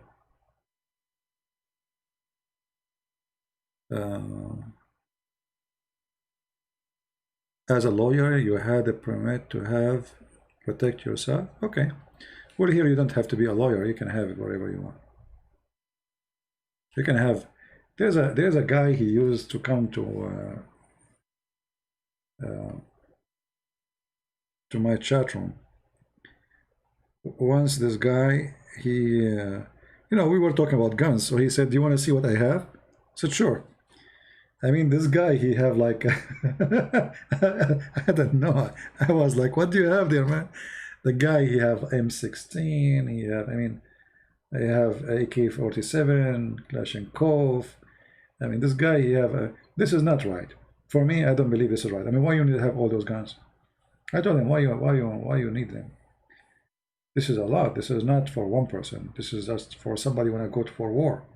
You know, what you need is just something to protect yourself, and don't waste your money. You know, because too much weapon and you will not need it anyway. It's a waste of money. If you have extra money, give it to the poor. All right. Anyway, I want to say thank you guys for being here. I will change the timing for broadcast tomorrow. I will make it Monday. Because tomorrow is Sunday, so it's not right. I don't want to talk about Mohammed in Sunday. So I will hide this topic here. I will recreate the topic again later for Monday. All right. So I want to say thank you guys for being here. May the Lord bless you all. And I hope we have a good time. I pray that all of us, we will be safe with this corona and all the evil things around us in our life. We pray for your family, your children's, for your beloved one, and even the one who hate us. We pray for the Muslims to be healthy, to live in peace, and we pray for all the Christians who they are under discrimination to be safe and secure from the hands of the evil ones. We leave you with peace, and the peace of the Lord will be with you always. Thank you, and God bless you. Take care.